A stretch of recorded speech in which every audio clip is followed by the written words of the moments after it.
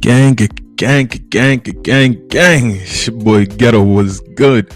Salute to you on this beautiful, yet somewhat chilly for most of us in the States, MLK Day slash Inauguration Day. I think it's one of the first few times in history that both those days have coincided, if I'm not mistaken.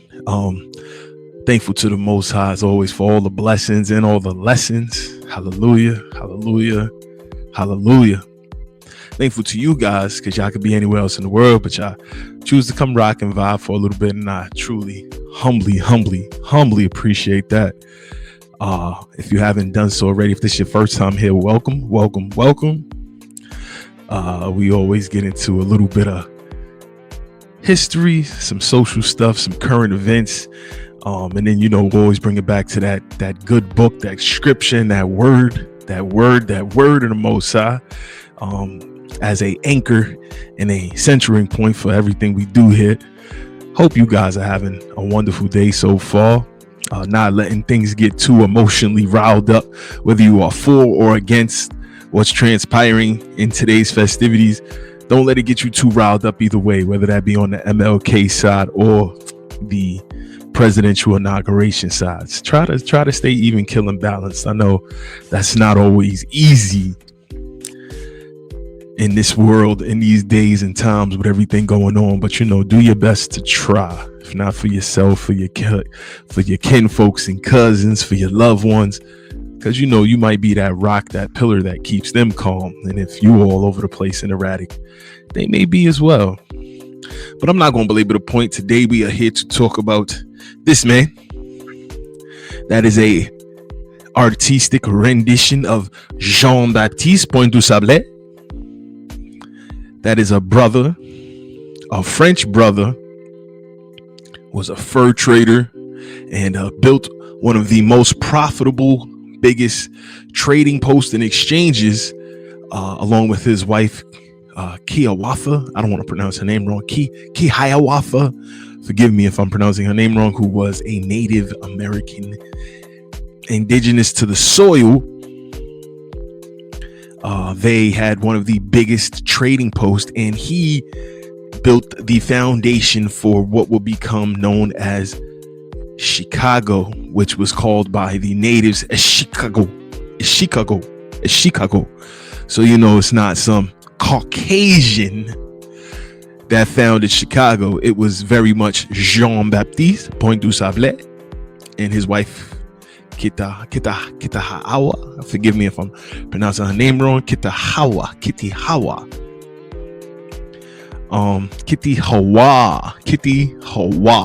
Right?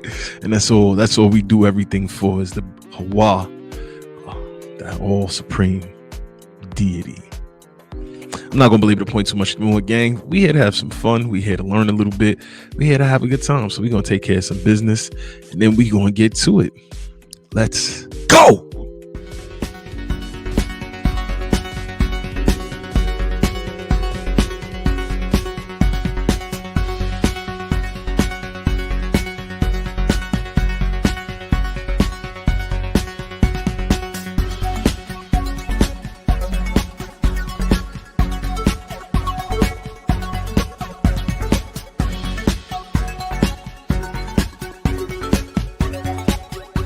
Copyright disclaimer under Section 107 of the Copyright Act 1976. Allowance is made for fair use for purposes such as criticism, comment, news reporting, scholarship, and research.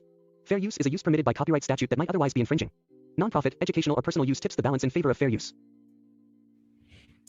Yeah, gang. So, again, we here to learn about Jean-Baptiste Du Sable. And let's see. I'm going to start real basic and easy. He was a fur trader. For those who have not seen Leonardo DiCaprio and star in the Martin Scorsese film Remnant, he is somewhat trying to play what a French trader would have been like back then. Of course, he has a Caucasian milk skin tone, and the vast majority I'm not going to say 100%, but I'm going to say the overwhelming vast majority of the fur traders and the traders of the other goods from French, the courrier de bois, as they were called, the courrier de bois or the courrier de bois, were in fact copper colored. They were the French Huguenot who came into France after the Spanish Inquisition, the Spanish Inquisition, where the Sephardim, the Moriscos, the Marranos, those who were being forced to convert and or die, were kicked out of Spain, banished from that entire area, Spain and Portugal, the Iberian Peninsula area, when the Spanish Inquisition began, the House of Aragon, then later joining with the House of Castile, and then allegedly sending Columbus on his journey in 1492. But if you really pay attention, 1492 coincides with the Battle of Granada, when finally the Moors were kicked out of Spain. So let's dig in. Before I guess we get into that, I'll give you a little bit of this man. I'll give you a little bit of the courrier de bois. Why not? Just so we have some understanding of what the courrier de bois were, right? I mean, I guess it would only be right. Hope once again you guys are having an amazing day.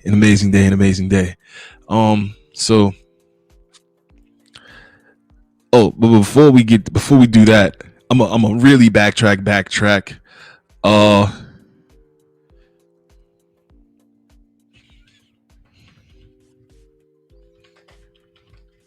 Moors go into France after Spanish Inquisition.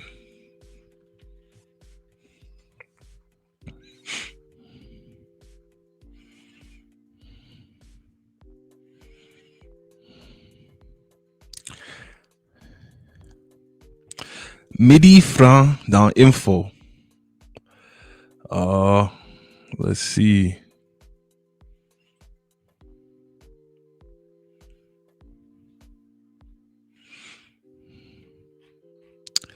Let's pull this up to the front. Let's really dig deep and digs. I just wanna take it nice and slow. We gonna build this up. Let's go. So here we are. Now here we are, driving around the town. I don't know any of the words to the song, so I'm just singing the melody. Right. The history of Languedoc, the Moors or Saracens, and this is midifrancais.info.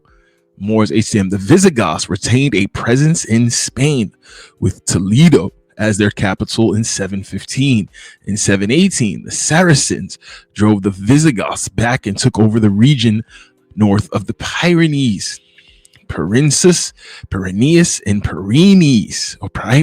excuse me. And you see, that would be around modern day France, coming face to face with the Franks, who had been conducting a similar invasion from the north of Europe. It was the West Moslem progress.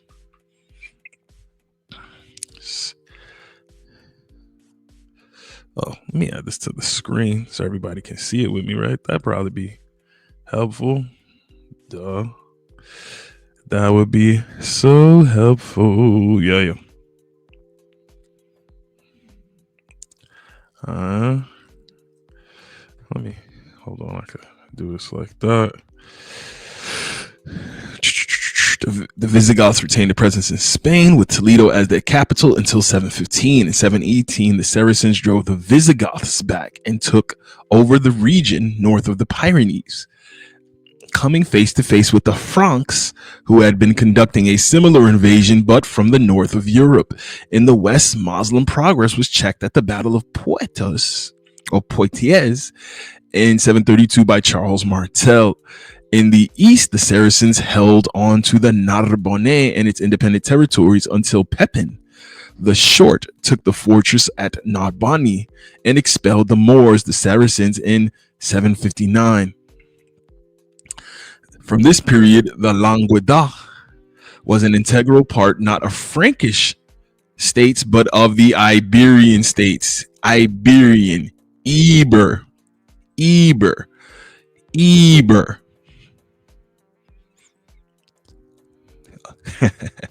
First Muslim, later Christian. The history of the Languedoc is therefore integrally connected with the history of the Iberian. I'm going to say Iberian, but let me open this up some more. The Iberian Peninsula, and in particular of Aragon. The culture of Islamic Spain was far ahead of that of the barbaric Franks. It was by this route. Let me tune up the tune up. It was by this route that ancient learning filtered into Europe, feeding the Renaissance. There are many reminders today of the Muslim presence, including architecture, water systems, universities, festivals, and food. Now, when they say Muslim presence, they try to downplay the Hebrew presence that was there with the Muslims. But, we'll keep going. In the Languedoc, you will find a few reminders of the presence of the Moors. For example, names such as Castlemore, Castle of the Moors, and Castle Saracen, Castle of the Saracens. The medical school of Montpellier, and odd remnants like the doorway at Narbonne. Muslim coinage was used for centuries alongside that struck by the Counts of Toulouse. Perhaps the greatest legacy in medieval times was religious tolerance in the tradition of poetry, music, and song, which can be discerned in the development of the troubadours. Below is a summary of the Muslim period of the so-called Reconquista, 7.5 century long process by which the Catholic Christians conquered the Iberian Peninsula, modern Portugal, and Spain, eliminating the Muslim Moorish states of Al-Andalus. It was really not a reconquest, since Spain had never been Catholic. The Visigoth brand of Christianity had been Arian. Oh, it was the Aryan Brotherhood, the Aryan nation, huh? Brothers look like they playing a game of chess right there. Them brothers look like they playing a game of chess right there. Moors chess. Look at that. What I just said, they look like they playing a game of chess right there. The Moors' conquest of the Iberian Peninsula, 710 to 756. In the 5th century, the Visigoths had been commissioned by the Western Roman Empire to reconquer Hispania from the Vandals in the islands. In return, the Visigoths received Roman Hispania in southern Gaul as Photius, or their fee. In 476, the last Roman emperor was depossessed by Odoacer, and the Visigoths had ruled Hispania as an ancient kingdom. On the death of the Visigoth king, just give him a mix of the side eye real quick. On the death of the Visigoth king, Witiza in 710, Roderick seized the kingdom by the Byzantine exarch. Roderick's enemies included Julian, the Count of Sueta, who was sheltering Witiza's family and other partisans, along with the Arians and Jews fleeing persecution at the hands of the Roman Catholic Church. Julian enjoyed good relations with the Moorish governor of nearby Tangier, Tariq ibn Ziyad, and his emir Musar ibn Nusayr. He provided ships for the Moorish force consisting of Africans, Berbers, and Arabs to the land in Gibraltar to assist him with his struggle in Roderick. Thus began the Umayyad conquest of Hispania from the Visigoths. They're gonna jump ahead a little bit. This is an excellent article. Very thorough, very thorough. Just want to jump ahead a little bit. This is getting into the Umayyad Caliphate and everything. We'll probably come back to this when we need to dig deeper into these things. Decline and submission to Christian rule. This is very nice. This is very thoroughly done. But let's get down here. Sorry. Decline and submission to Christian rule, 1130 to 1481. Counteroffenses continued. In 1130, Tashfin ibn Ali ibn Yusuf, the son of Murabitan Emir, retook the castle of Assisa south of Toledo. The Murabitan, governor of Valencia, defeated invading Aragonese and killed Gaston IV of Bayern, who had been involved in the First Crusade. In 1137, the Kingdom of Aragon and County of Catalonia were united. In the High Middle Ages, the fight against the Moors in the Iberian Peninsula became linked to the fight of the whole of Christendom. The Reconquista was originally a mere war of conquest. It later underwent a significant shift in meaning toward a religiously justified war of quote-unquote liberation, the Augustinian concept of a just war. The papacy and the influential abbey of Cluny in Burgundy not only justified the anti-Islamic acts of war, and again I'd also argue anti-Hebrew, but actively encouraged Christian knights to seek armed confrontation with Moorish quote-unquote infidels instead of with each other. From the 11th century onward, indulgences were granted. In 1064, Pope Alexander II promised the second participants of an expedition against Barbastro a collective indulgence 30 years before Pope Urban II called the First Crusade. Not until 1095 and the Council of Clermont did the Reconquista amalgamate the conflicting concepts of a peace pilgrimage and armed knight errantry. The papacy left no doubt about the heavenly reward for knights fighting for Christ. Militia Christi. In a letter, Urban II tried to persuade the Reconquistadores fighting at Tarragona to stay in the peninsula and not to join the armed pilgrimage to liberate Jerusalem. To liberate, quote unquote, liberate Jerusalem, since their contribution for Christianity was equally important. The Pope promised them the same rewarding indulgence that awaited the First Crusaders.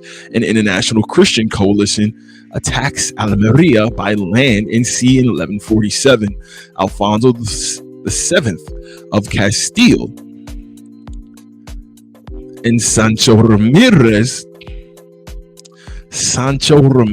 IV of Navarre marched overland, taking Andújar and Baeza en route.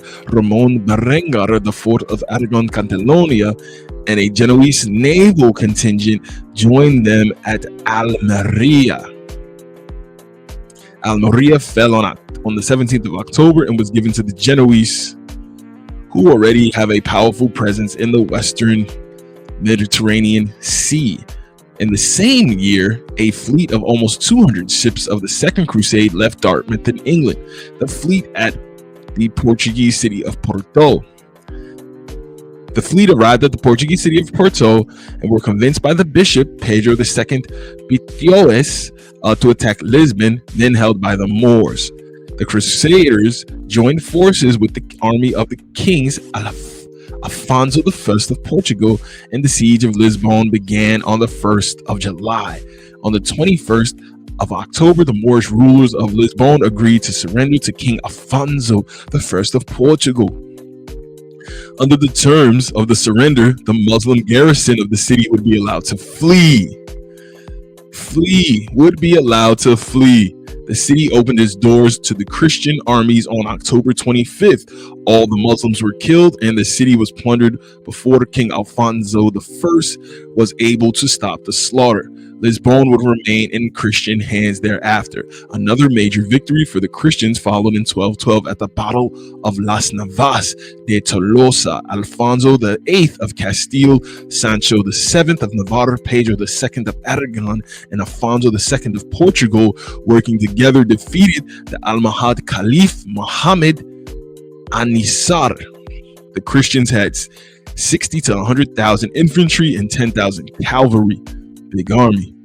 After the defeat, the Almohad Empire would go into decline, not only in Spain but also in North Africa. Attitudes to Jews varied.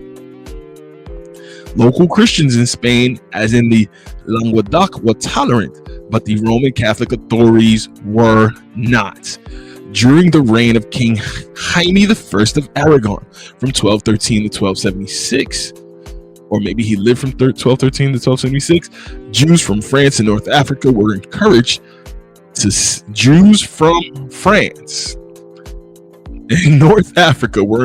settle in Aragon with land and property grants and exemptions from taxes. But Pope Innocent III's Fourth Lateran Council of 1215 instituted the quote-unquote badge of shame. All quote-unquote Jews, which are really the Hebrews, were required. They're not all just from the tribe of Judah. There was 12 tribes. Were required to wear yellow badges. 13 if you count the fractioned tribe, with Manasseh. Leave that alone for right now, though. All Jews were required to wear yellow badges to distinguish themselves from Christians. Oh, so this had happened times before. And it was decreed that Jews must not be seen in public on Good Friday. Dang. That's how y'all treating people. Fernando III appealed to the Pope on behalf of the Iberian Jews. Not the European Jews, not the Germanic Jews. These are Iberians, Eber. Those who went to the other side didn't want no parts of the Tower of Babel. Anyway, Innocent's successor, Pope Honorius II, suspended the decision for the time being. Between 1217 and 1252, Fernando III, King of Castile and Leon, conquered Cordoba, Murcia, Jaén, and Seville, leaving Granada as the sole independent Muslim kingdom. Denaya fell in 1227, Badajoz in 1228. Jaime I of Aragon, Jaime the Conqueror, retook Majorca, Jerica, and Murviedro Sagunto in 1229, all of which would remain in Christian hands thereafter. Soon after he retook Valencia, Albarracin, Alpuente, and Tortosa, all of which remain in Christian hands thereafter. Soon after he retook Valencia, Albarracin, Alpuente, and Altotosa, all of which would remain in Christian hands thereafter. In 1243, Jaime took Murcia from the Moors. Ibiza and Jaén fell to the Reconquista in 1232, and in the same year, forces under Ferdinand III of Castile recaptured Cordoba. The ruler of Granada, Muhammad ibn al-Harmar, approached Ferdinand III of Castile to propose that in return for cooperating in the conquest of Muslim Hebrew Seville, Granada would be granted independence as a subject of Castile. Fernando agreed, and so it was. Granada became a vassal state in the Christian kingdom for a further 250 years. Arjona and Baeza fell to the Reconquista in 1244, followed by Carmona in 1246, Arcos, Conquistina, Huelva, Jerez, Morón, Ronda, Saltes, and Segorbe 1248, Orejuela 1249, Mertola, Santa Maria del Alcarbe, Silves, Tavaria, Tejada, Constantina, Huelva, and Jerez 1250, Niebla in 1262, Lorca, Murcia, Porcina, and Segura 1266, all of which would remain in Christian hands. In 1272, King Alfonso III of Portugal took Faro and Algarve from the Moors, removing the last Muslim state from Portuguese soil and completing the Portuguese Reconquista. As the Reconquista continued, war between the Christian states from France and Aragon, Catalonia broke out in 1285, but this did not affect Christian advances elsewhere. Menorca and Algeciras both fell to the Reconquista in 1247. In 1345, the kingdoms of Catalonia, Aragon, and Roussillon, Majorca were united. In this period, the Black Death, quote unquote, Black Death struck, arriving from the east in 1348. Okay. Castile Aragon conquered the kingdom of Granada. The kingdom of Granada, the Battle of Granada. Castile Aragon conquered the kingdom of Granada between 1481 and 1491. Malaga fell in 1487 and Guadicin in 1491. On January 2nd, 1492, the last Muslim ruler, Abu Abid al-Muhammad XII, also known as Boabdil of Granada, surrendered to Los Reyes Católicos, the Catholic monarchs. Los Reyes Católicos. Queen Isabella of Castile and King Ferdinand II of Aragon. Ferdinand and Isabella now ruled Granada. 1492, when Columbus sailed the ocean blue, they now ruled Granada. The modern country of Spain, unifying Aragon, Castile, and Granada. Dates from this time, though it was not completed until 1512, when the kingdom of Navarre, south of the Pyrenees, was annexed by Ferdinand II of Aragon. From this time, the Iberian Peninsula had been made up of two Christian states, La España, or Spain, and Portugal. 1492 was a pivotal date. Secure in its borders, Spain funded sea expeditions such as that of Christopher Columbus the same year. 1492 was a pivotal date. Secure in its borders, Spain funded sea expeditions as that of Christopher Columbus that same year. And we will find out, even if we go even deeper, that Christopher Columbus, or Cristobal Colon, or really Salvador Fernando Zarco, was funded in his expedition by a lot of wealthy merchant Jews or Hebrews who were looking for a new homeland at this point, because they had to get the hell up out of Dodge. They could not stay under the House of Aragon and the House of Castile. Following the Christian victory, the Muslims and Jews, this whole time it said Muslims. But now after you read and dig a bit, Muslims and Jews were given a choice of exile, conversion, or death. Muslims and Jews were given the choice of exile, conversion, or death. To become conversos, to become moriscos, become swine eaters. Become swine eaters. My God, so many left within a few years the economy would collapse, because they were the merchants, they were the people with the trades, they were the people that made jewelry, they were the people that made clothes, that made shoes, they were the designers, they were the builders, they were the ones who knew how to build buildings, they were the stonemasons, they were the carpenters, they were the woodworkers, they were the handy people, they were the ones who knew how to irrigate and do plumbing, they were the ones who made the cities run.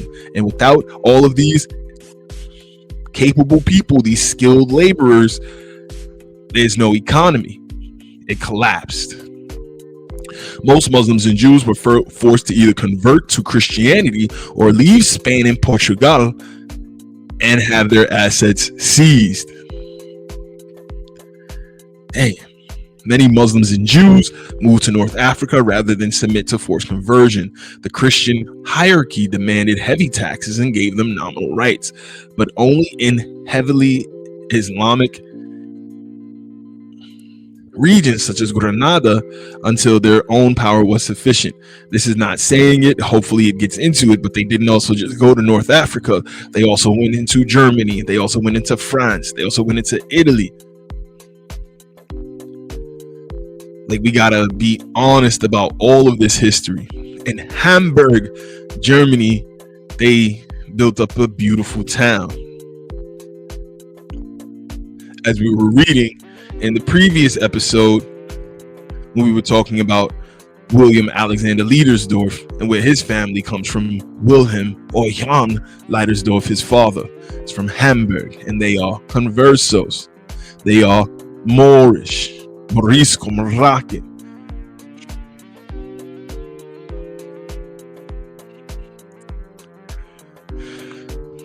Many Jews moved to North Africa and Italy and France and the Netherlands rather than submit to forced conversion. The Christian hierarchy demanded heavy taxes and gave them nominal rights, but only in heavily Islamic regions such as Granada until their own power was sufficient and the influence of the Inquisition strong enough to make the further expulsion possible and economically feasible. In 1496, under Archbishop Hernando de Talavera, the Muslim population of Granada was forced to accept Christianity. In 1502, and many Hebrews were forced to accept Christianity as well. Stop playing with it. You picking and choosing when you want to use that. Show that they were both together. In 1502, the Catholic kings declared submission to Catholicism officially compulsory in Castilian domains. And of course, Castilian or Sicilian is a major part of Christopher Columbus's roots. Emperor Charles V did the same for the Kingdom of Aragon in 1526. Descendants of those Muslims and Jews who submitted to compulsory conversion, forced conversion, you ain't have no choice, but they would practice their stuff in secret. Conversion rather than exile during the early periods of the Inquisition, the Moriscos and Conversos respectively. So Muslims and Jews who submitted to compulsory conversion rather than exile during the periods of Inquisition, the Moriscos and Conversos respectively, were later expelled from Spain, and Moranos and Moriscos I think is more apropos, but we'll go with this. Moriscos and Conversos, fine. It's funny that he's trying to just say the Moors were the Muslims and that weren't Hebrew Moors, but we'll let it rock. We'll let it rock. Were later expelled from Spain and Portugal when the Inquisition was at its height. The expulsion was carried out more severely in eastern Spain, Valencia, and Aragon due to the local animosity towards Muslims and Moriscos. So here he's saying Muslims and Moriscos, but there they use the Moriscos and Conversos mainly for economic reasons. See, they playing with words. Because Muslims and Jews shared common ancestors with Christians. Common ancestors. So obviously they would then have similar features and a similar look. No, I'll leave it alone. It was difficult to expel all of those with non-Christian ancestors from Iberia. However, the Spanish state had some success expelling the Moriscos, those descended from practicing Muslims or Jews at the time of the Reconquista. So they admit that the Moriscos were Muslims and Jews. Okay. However, were for a long time suspected of various crimes, including practicing Islam or Judaism, or crimes against the Spanish state, and finally expelled from the peninsula. The last rules of ethnic and religious purity of the modern age were the Spanish limpieza de sangre and the expulsion of the Jews by Manuel I in Portugal. Reminders of the Reconquista are the festivals of Moros y Cristianos, or Castilian or Spanish, Moros y Cristians, Valencia or Catalan, and Moros y Cristaos, Portuguese or Galician. These, meaning Moors and Christians, recreate the fights and colorful parades with elaborate clothes and fireworks, especially on the Spanish Mediterranean coast, popularly known as Levant. So this is them recreating the fights where the Moors were removed. Very interesting.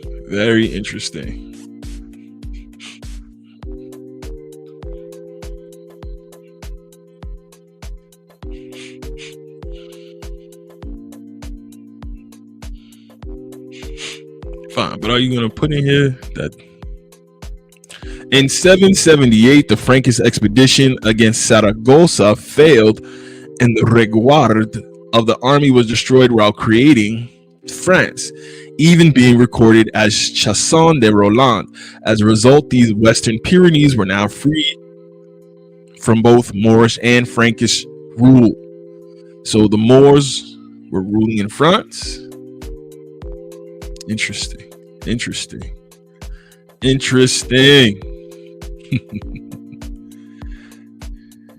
I love it. I love to see it, man.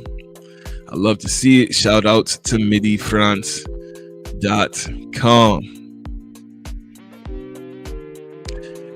Made you dig a little bit, but you got to see it. You got to see it. And that's all that matters. So we see that there was a period where the Moors went into France after the Spanish Inquisition,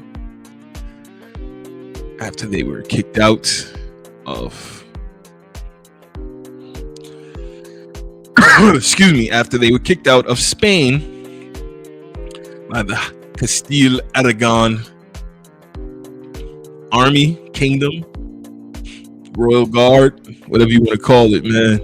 The House of Aragon, the House of Castile, got them up out of there. They made them convert. The Jews and the Muslims were forced to convert. They kicked out the Moriscos, those who were still practicing. They were charging them with still trying to practice in secret, hiding their practice while pretending to be good Christians during the day. They also pretended to be Wallats and Jacobites and Presbyterians and Quakers and so many other of these prominent religions that would pop up during this time of reforming religions in Europe. And they were the leaders of many of those movements. The Calvinists, John Calvin himself was a Moor of Morisco descent. The Quakers of Morisco descent, Moorish descent. All of these groups, the Dutch, were the same people, man.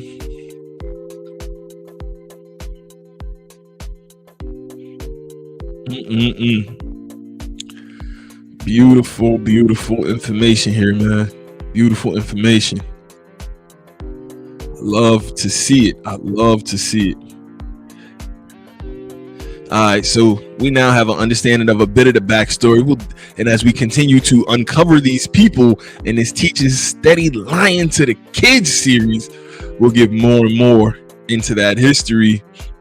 And it will become so undeniable that you guys would just have to concede the point. Like, all right, Ghetto, you got it. So now that we understand 1492, Columbus was sailing the ocean blue as a part of them getting kicked out after the Battle of Granada and him trying to find new homes for the Moriscos, the Hebrews, and the Muslims that had to find new homelands because they couldn't stay under the new rule, that new regime. Now let's talk about the Courrier de Bois a little bit. The Courrier de Bois, French-Canadian fur traders. This is Encyclopedia Britannica or Britannica.com. The Courrier de Bois, French-Canadian fur traders of the late 17th and early 18th centuries. Most of the Courrier de Bois traded illicitly without licenses required by the Quebec government.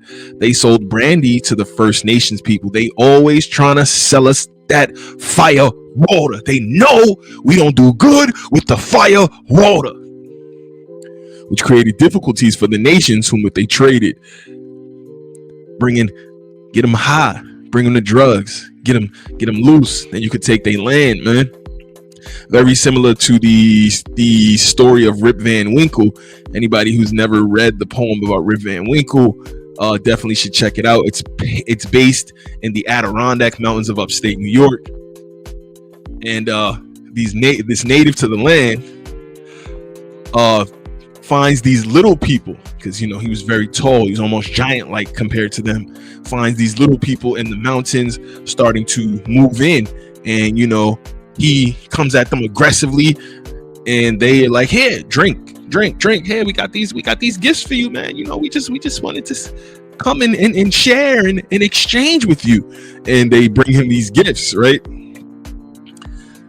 And the main gift they give him is that fire water. They get him the drinking. They get him the guzzling on that guzzle. They get him the sipping on that bottle.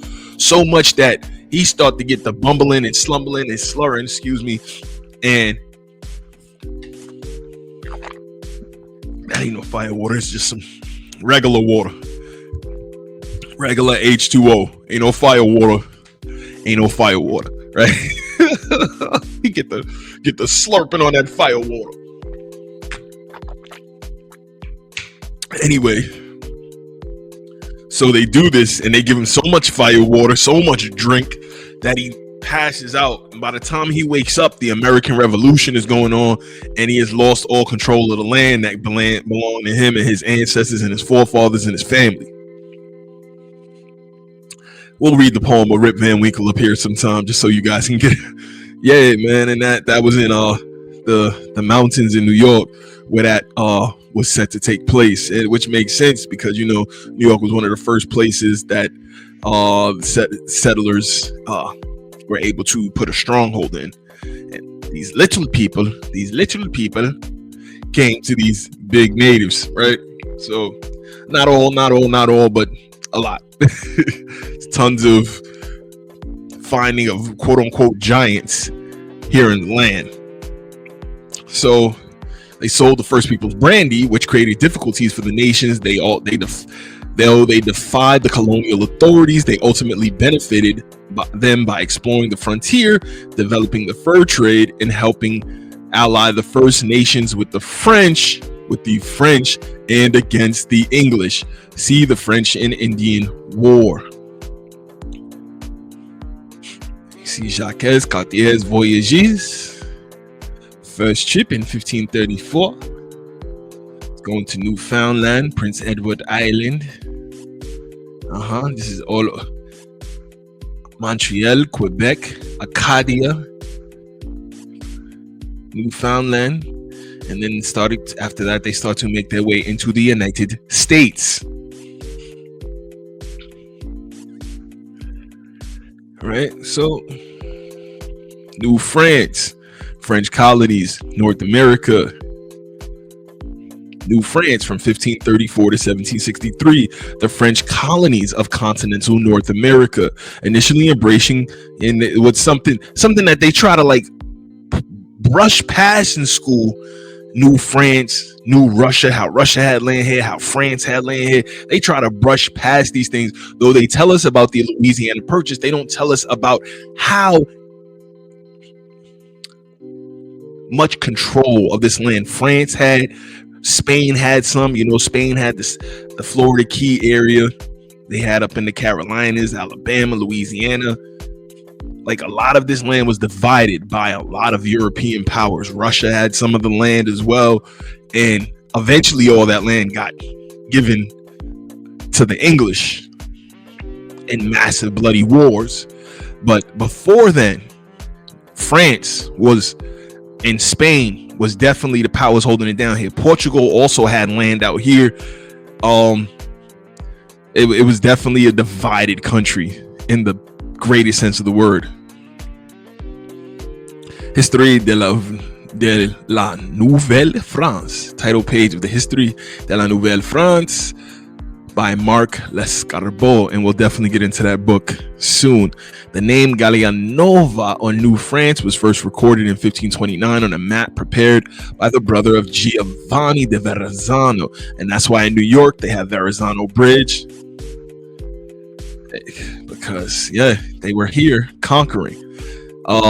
Who in the service of France had explored the coast of North America in 1524 from what is now the Carolinas north to Nova Scotia, or you could say in the opposite way, from Nova Scotia down all the way down through the Carolinas, probably into Florida area as well. Then in 1534, the French navigator and explorer Jacques Cartier entered the Gulf of Saint Lawrence and took possession of New France for King Francis I.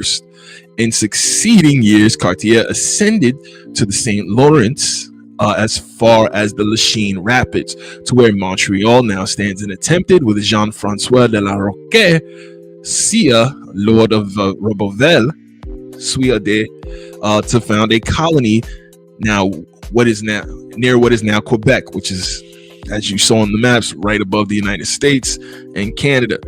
The colony failed, but out of these explorations, the French fur trade with the Native Americans, or some people know as the First Nations of the Gulf and River regions, began. And they were able to divide tribes that were already warring with each other even more that way. They claim that's what Samuel de Champlain looks like, but just a hijack. Cool. Let's go right here real quick. The Courrier de Bois. Before we get into this Wikipedia entry on the Courrier de Bois, we're gonna take a quick break, family. Love these light skidded depictions they be trying to do. It's so hilarious. Let's take a quick break. We will be right back. He's looking for mature men. See, look right here. Casting for a black leading man, 50 and older. Light skin, good hair, must look nice shirtless, and not allergic to baby oil. That's me all day. Don't you ever think you're too old to do some of that stuff you do? Why can't I be a sex symbol? Why can't I be a heartthrob? I say do it before it's too late, and it's gonna be too late real soon, so, yeah, hurry up. Thank you, Riley. I'm gonna really let him have it. Show him my stuff. Give that man everything I got. Pause. Pause? Pause what? You said something gay, so you gotta say no homo, or else you's a homo. But what did I say gay? You said you was gonna give this dude everything you got, no homo. That's not gay. I said I was gonna give the man everything I got. Pause, Granddad. If it sound gay, it's gay, and you gotta say no homo. How I know you're not a homo, Granddad, if you don't say no homo? I'm not saying no homo. Okay, you wanna be a homo? Stop calling your granddaddy a homo. Then say no homo. I don't want to say no homo. I'm a homo your ass. You don't stop saying pause. Pause. Hey, are there gonna be some steamy scenes to look forward to, huh? Who's the lucky leading lady? Actually, they haven't cast her yet. Probably, Sanaa, Latham, maybe Halle Berry. Somebody hot. Man, stop lying. Granddad's leading lady is a dude. What? Shut up, boy. You don't know nothing. We read the script, Granddad. How dare you read that script? That's top secret. It was really, really terrible, by the way. Don't front, Granddad. You playing a dude's boyfriend. It's that Winston Jerome guy in a dress, huh? You mean... Oh man, Aaron McGruder, man, genius. So okay, the Courrier de Bois.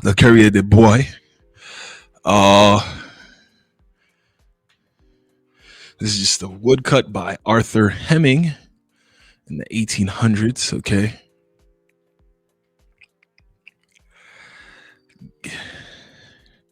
A Courrier de Bois, French for a runner of the woods, or Courrier de Bois, French plural courriers de bois, were independent entrepreneurial French Canadian traders who traveled in New France and in the interior of North America, usually to trade with First Nations peoples. First Nations, I said Fur Nations. Ha ha ha.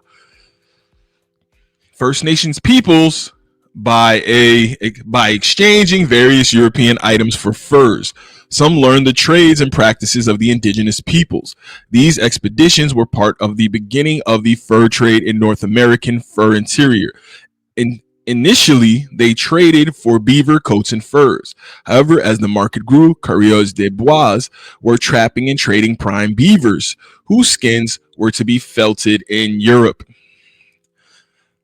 Evolution. While French settlers had lived and traded alongside indigenous peoples since the earliest days of New France, courrier de bois reached their apex during the second half of the 17th century. After 1681, the independent courrier de bois was gradually replaced by state-sponsored voyageurs, who were workers associated with licensed fur traders. They traveled extensively by canoe. Courrier de bois lost their importance in the fur trade by the early 18th century. Yet, even while their numbers were dwindling, the Courrier de Bois developed as a symbol of the colony, creating a lasting myth that will continue to define New France for centuries. 1610, early explorers and interpreters. Shortly after founding a permanent settlement at Quebec City in 1608, Samuel de Champlain sought to ally himself with the local native peoples, or quote-unquote First Nations. He decided to send French boys to live among them to learn their languages in order to serve as interpreters, in the hope of persuading the natives to trade with the French rather than with the Dutch, who were also there on the land, who were active along the Hudson River and Atlantic coast. The boys learned native languages, customs, and skills intended to assimilate quickly to their new environment. A year after leaving Étigny-Brûlé in 1610 with a Huron tribe, Champlain visited him and was surprised to find the young man attired completely in native clothing and able to converse fluently in the Huron language. Early explorers such as Brûlé educated the French colonists on the complex trading networks of the natives, serving as interpreters, and encouraged the burgeoning fur trade. Between 1610 and 1629, let's turn this up. Dozens of Frenchmen spent months at a time living among the natives. Over time, these early explorers and interpreters played an increasingly active role in the fur trade, paving the way for the emergence of the courrier de bois proper in the mid-17th century. The term courrier de bois is most strongly associated with those who engage in the fur trade in ways that were considered to be outside of the mainstream. Early in the North American fur trade era, this term was applied to men who circumvented the normal channels by going deeper into the wilderness to trade, very similar to what they depict in the movie The Remnant. Traditionally, the government of New France preferred to let the natives supply furs directly to French merchants. To who?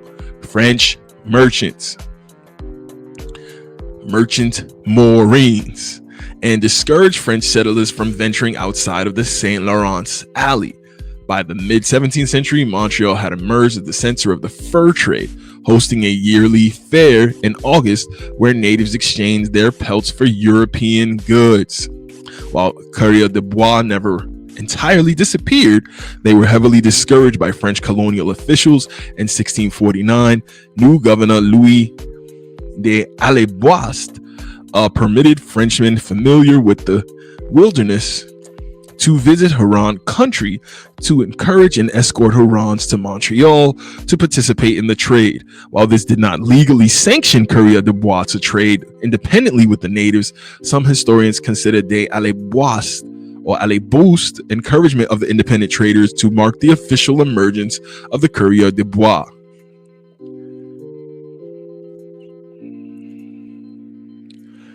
In the 1660s, several factors resulted in a sudden spike in the number of courrier de bois. First, the population of New France markedly increased during the late 17th century as the colony experienced a boom in immigration between 1667 and 1684. Of the new engages, indentured servants, so they had slaves, indentured servants, so they had slaves, discharged soldiers, and youthful immigrants from squalid, class-bound European arriving in great numbers in the colony. Many chose freedom in the life of the courrier de bois.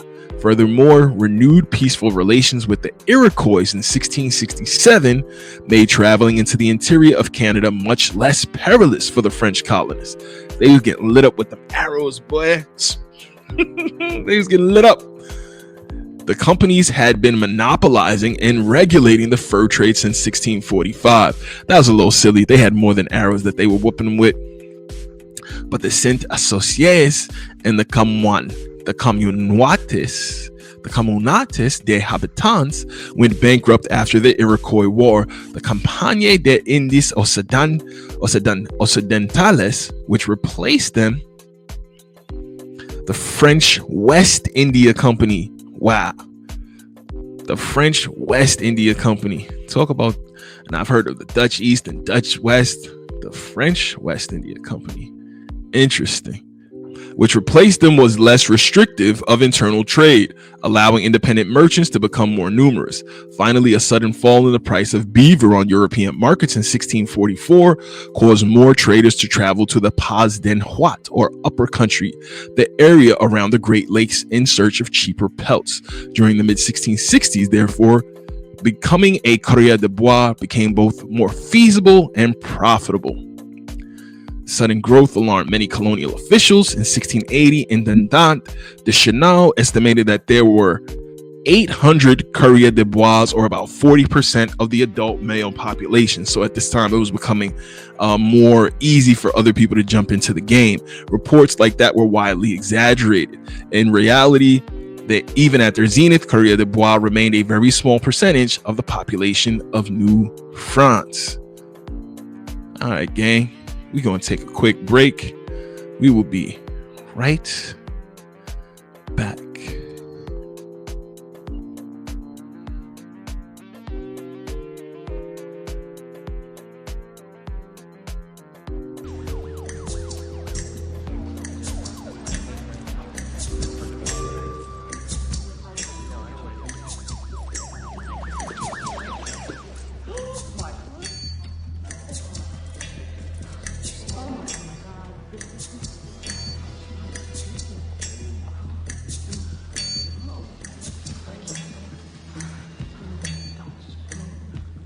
I have come here to chew bubblegum and kick ass. And I'm all out of bubblegum.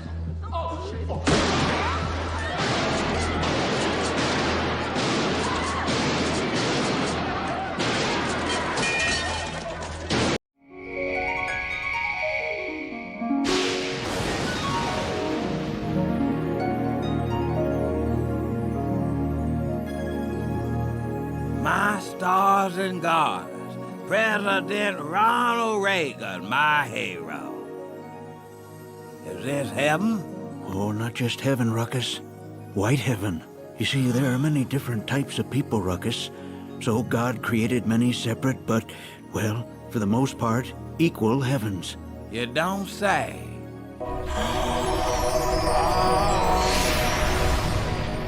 White heaven is for decent, good, God-fearing Christians who just happen to, well, hate everyone and everything relating to black people. That means no Muhammad Ali, no hip-hop music, and no f***ing Jesse Jackson. What about Whoopi Goldberg? Nope. Oh, this is heaven. Turns out that God really doesn't have that much of a problem with racism. He doesn't even remember slavery, except in February. Personally, I hate black people, Ruckus. Where did that come from? A license plate says it's from the federal government. Attention urban poor. The Federal Health Department, in conjunction with the Center for Minority Control, is here today with complimentary flu shots. Complimentary means free. Free needles? God is good. Hey, whoa. What the hell, Hop, are you people doing? Have you forgotten all your conspiracy learnings? Listen, the government uses projects to test all kinds of poisons. Syphilis, crack, the McChitlins. Those chitlins made me mix sick. Now you see what I'm talking about. Hold on, everybody. This is a government of the people, by the people, and for the people. And we, the people. I'm sure there's nothing to fear. Thank you, Mrs. Stubbs. How do you know my name? Because we're your friend. Now come on over here and drop your pants. Yeah, gang, we back. So before we get up out of here, we're going to read a quick excerpt from this book, Kidz Du Sable, Father of Chicago, by Lawrence Cortese. This is chapter 2. Kidz Du Sable and Jacques Le Morgan aboard a heavily loaded Suzanne. Oh, I'm sorry, this isn't the first page.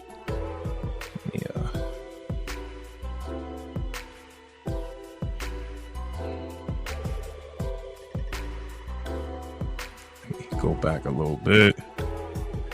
Say where I wanted to start. Jean-Paul Du Sable, chapter 1, was born in San Marc, Haiti in 1745. Although a Negro, neither he nor his parents suffered hardships for race because unlike the Spanish or Portuguese, the French had not enslaved all blacks. Their colony in Haiti contained many free Negroes and enjoyed the same freedoms and privileges. Make sure that's big enough so y'all can peep all that. There we go. The French had not enslaved all blacks. Their colony in Haiti contained many free Negroes who enjoyed the same freedoms and privileges as other French subjects. In fact, France had in 1685 passed the Code Noir, code for blacks, which that insisted on humane treatment for all Negroes, including slaves. At any rate, Jean Du Sable was a free Negro. His father had been a mate aboard a French privateer that preyed on Spanish merchant ships in the Caribbean, attacks which often triggered retaliation. In 1755, the Spanish men of war sailed into San Mark Harbor, loosed a heavy bombardment on the port town, and followed up with the cannonade by landing troops. The ravaging invaders burned, looted, and killed without mercy. Among the victims of the Spanish assault were the Du Sables. The Spaniards burned their homes to the ground and killed Jean's beautiful mother, Suzanne, when she resisted their advances. They also planned to make off with as many Negroes as possible to sell as slaves. When the terrified 10-year-old Jean Du Sable kicked and struggled to avoid capture, the cruel Spaniards knocked him to the ground. One looked at him with a divisive snare. "Don't you know you're black?" I don't know if that's what they said to him. "You're only good for slavery." Jean never forgot the invaders' cruelty. He would hate the Spaniards for the rest of his life. He would hate even more man's injustice to man. Fortunately, a French fleet, warned earlier of the attack on their Haitian port, arrived at Saint Mark and routed the Spaniards before they could make off with any prisoners. Jean's father was overcome with grief when he learned that what happened.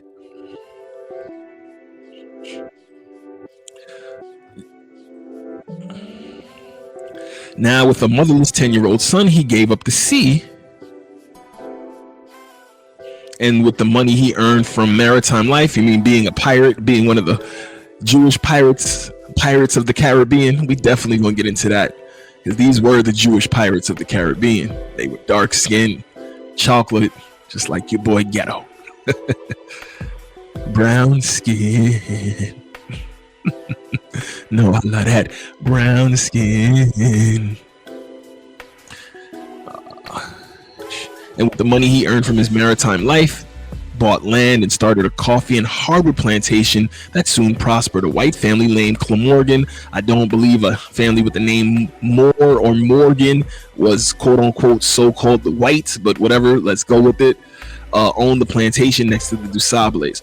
One of their young sons, Jacques, grew up as a close friend of Jean. The two boys played, fished, and swam in the warm Caribbean. This kind of kills the racism narrative, but okay, we'll deal with it. The two boys played, fished, and swam in the warm Caribbean, sailed for pleasure on the blue waters, and attended the St. Thomas Catholic School, always together. Their fathers also became close friends, often helping each other on their respective plantations. He made that white man work on his plantation, and whoosh! Oh man, okay. I mean, if that's what y'all want to say. By the time Jean and Jacques had grown to be young men, they were as close as brothers. The two worked hard on the plantation, reaping coffee beans, felling hardwood timber, and tilling the soil. They grew to 6 feet, developing sinewy muscles on every part of their agile bodies, and because their fathers furnished tutors for them to advance their education beyond the St. Thomas School, their mental stature kept pace with the physical. So they were not only athletic, very physically, and had great physical strength, but also the mental acuity to match. Both Jean and Jacques became skilled in mathematics, the sciences, and the arts. Before long, they outgrew the simple life on the island. They found less and less to challenge them in Haiti. In 1763, when Jean turned 19 years old and Jacques 21, their father summoned them to the parlor of the Du Sable home. Jean's father did the talking. "Jacques," Mr. Du Sable said to the white boy, "your father and I have spent many days thinking about your future and Jean's.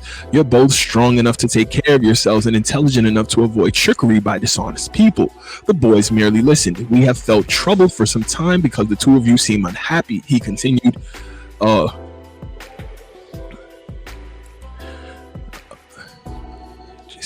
Two of you seem unhappy. He continued. "You are grown men now. The fantasies of childhood no longer appeal to you. You are grown men now. No more daddy's little boy. You're a grown man now. No more daddy's little boy.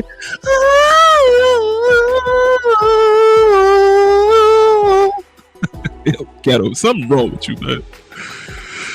You're a grown man now. Yeah, yeah. No more daddy's little boy.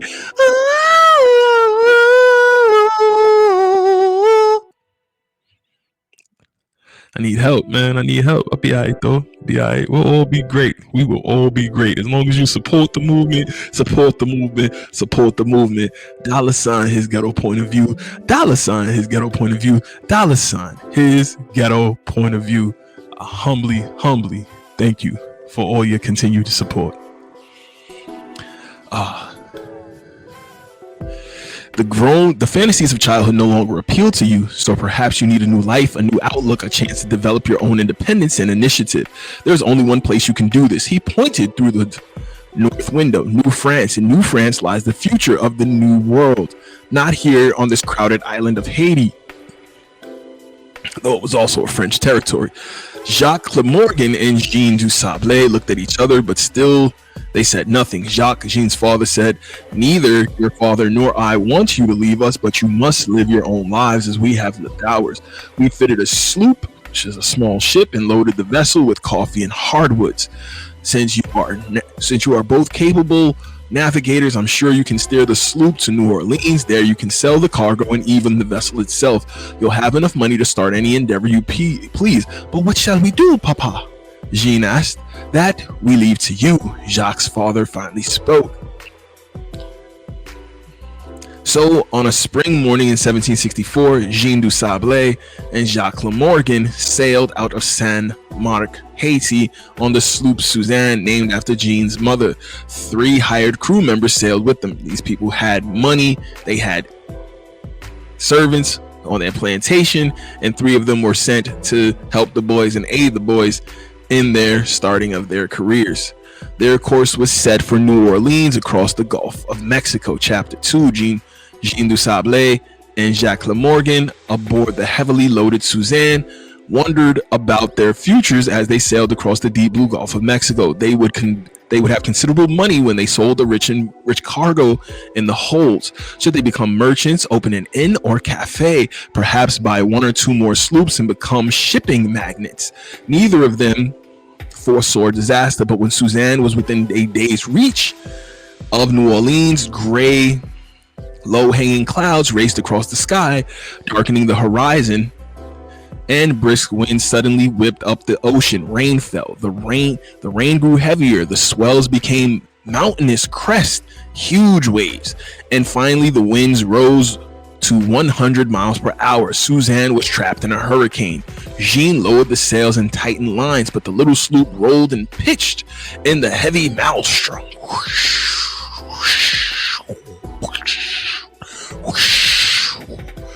Suzanne, top heavy from the large cargo, could not keel herself in the rough waters. Huge waves reached out of the sea and slapped the hull like angry giants. Then suddenly, violently, one of them smacked her.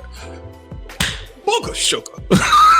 And Suzanne flopped over on her side, washing the sloop's 5 passengers into the sea. Damn. Jean Du Sable, who swam as well as any fish, buoyed himself out of the water and scanned the boiling sea. He watched the upended Suzanne bounce away like a piece of floating driftwood. Damn, everything gone. Saw none of Suzanne's 3 crewmen. Gee, the crewman is drowning. But did see Jacques' grimacing face bobbing in and out of the water as he struggled to stay afloat. Jean quickly swam to Jacques, gripping him with a necklock, and then quickly toward a faintly outlined shoreline in the distance. "Save yourself, Jean, save yourself!" Jacques Lemorgan gasped. "You can never make it with me." Jean Du Sable ignored him and stroked against the battering waves and driving rain. For 2 hours he fought the hurricane. Finally he reached the beach, dragged his partner to solid ground, and collapsed totally spent. The exerting swim had numbed every muscle in his body. He could barely breathe. Lemorgan had suffered a broken leg from a piece of falling debris when Suzanne capsized. He could do little for this exhausted friend except painfully except crawl painfully over to spread his wet coat upon the half-conscious Jean. By morning, the Gulf of Mexico had calmed. A bright morning sun radiated a comfortable drying warmth on the two shipwrecked men. Jean had regained his strength after a full 12 hours sleep and sought a piece of wood to make a splint for Jacques' leg. He found nothing, nor any signs of nearby civilization. "It's no use, Jean," Jacques said. Jean continued to scour the barren beach looking for a small tree. If he could fashion 2 poles and tie his coat to them, he would have a travois to drag Jacques inland. After searching several hundred yards up and down the shoreline, with not even a scrub pine to show for it, he was shuffling sadly back to his injured friend when he saw a ship about a mile out in the Gulf sailing leisurely in his direction.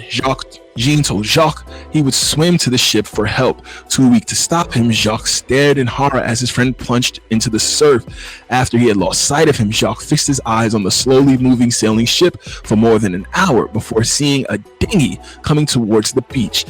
Jean had miraculously intercepted the Dutch vessel heading for New Orleans and brought back aid. This dude is an absolute hero, man. This dude is a legend on top of a legend. He's a legend's legend. In a letter many years later, Clermorgan recounted his incident, saying he owed every year of life above age 21 to his Negro companion from Haiti. Stop it.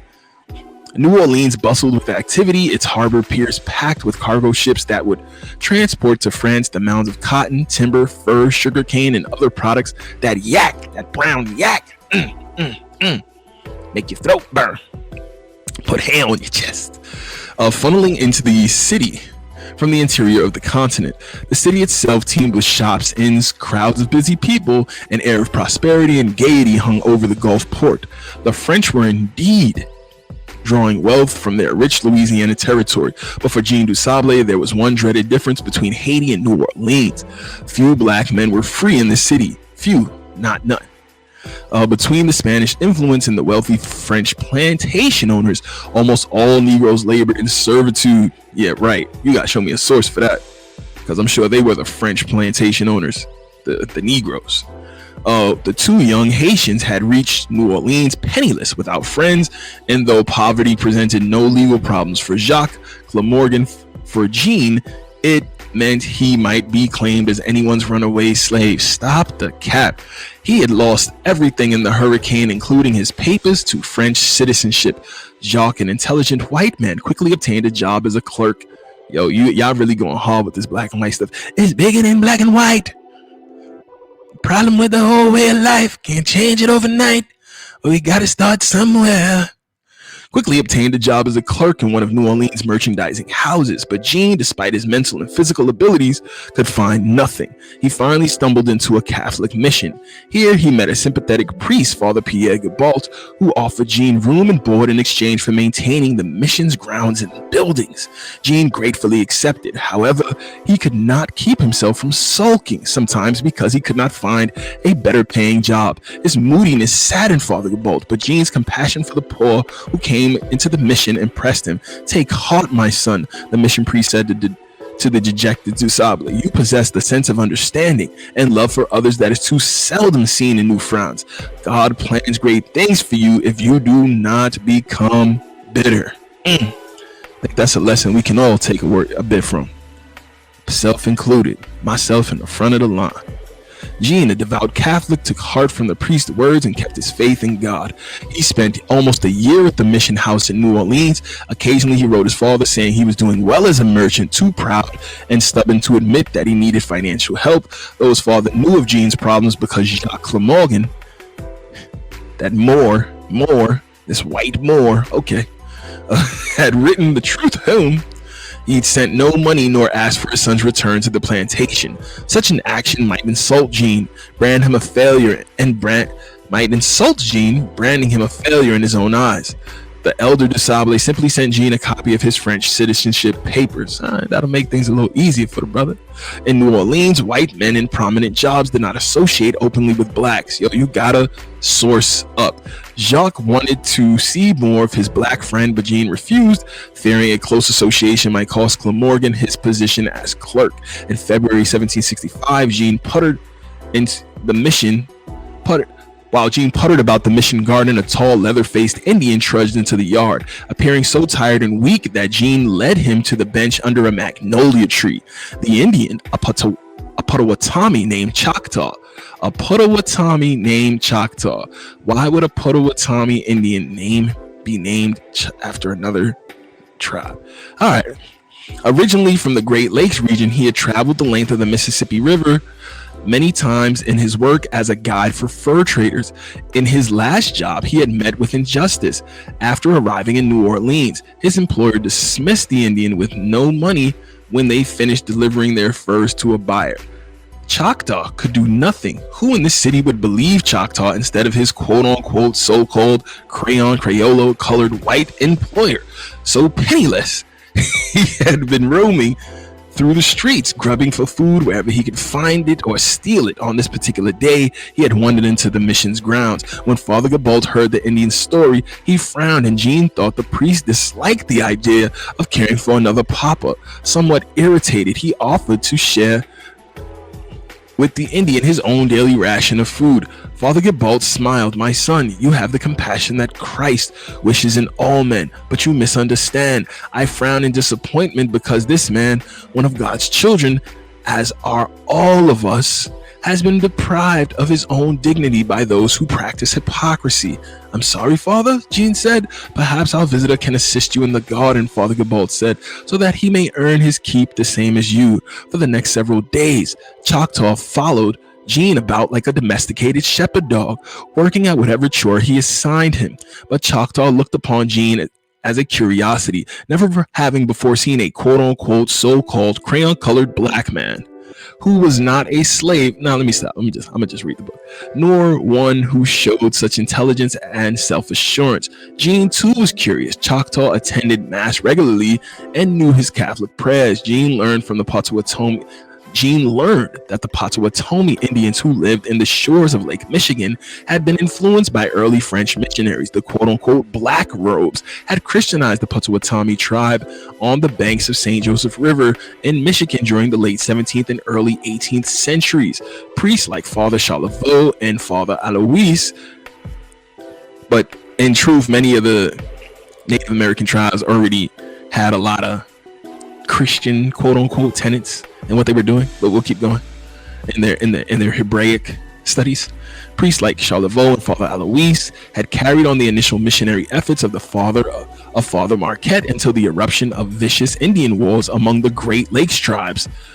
Wars among the tribes had forced them to flee for their lives. The Potawatomi Indians had continued for the past 50 years to carry on the rituals of the black robes without the presence of the Catholic priests, because they were already doing a lot of that stuff. Besides the explanation of his Christian background, Choctaw talked of other things. He spoke of the freedom in the northern wilderness, no slaves and no masters, and of the beautiful rivers and lakes, the sea of plains, the endless forests. Finally, Choctaw spoke of the riches in furs awaiting those strong enough to hunt for them.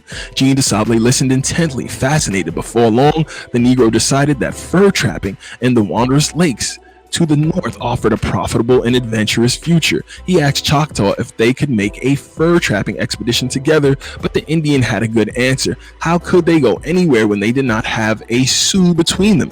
The determined Jean Du Sable made one of his rare visits to his quote-unquote white friend from Haiti. Jacques Morgan listened breathlessly, hanging on to every excited word. Yes, Jacques told Jean, he would be more than happy to lend him the money, not only paying for a dugout canoe, but buying traps, guns, and whatever else was needed for the venture. Very nice of him. Jean declined such generosity, stating he did not want Jacques to lend out his total savings. Jacques answered him with a grin and said that he would accompany them. Jean frowned. Jacques laughed. After all, I must protect my investment. Besides, my body grows fat from sitting at this desk day after day, and my mind dull from answering yes to my employer at every stroke of the hour. Father Gabolt offered the three men his blessings and gave them what food he could spare, some cooking utensils and blankets. When Jean promised to repay the good father, the mission priest simply gestured, repay God with good works. So it was that in February of 1765, three men, one white, one black, one red, began the long 600-mile paddle up the Mississippi River to the French settlements of Saint Louis. Gang, I'll be right back.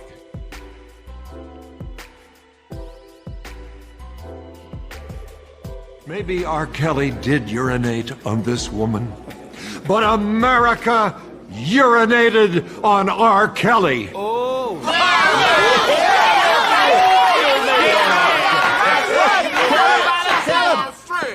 And if you let them put this man in jail, America will urinate on each and every one of you.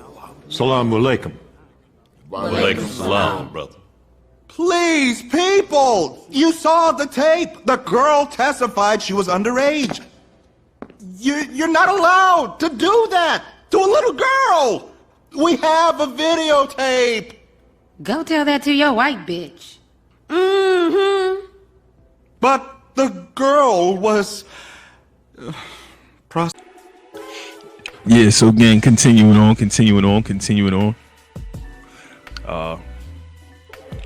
Lifestyles and skills. A successful coureur de bois had to possess many skills, including those of businessman and expert canoeist.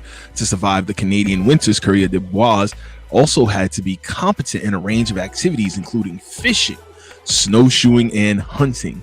As one Jesuit,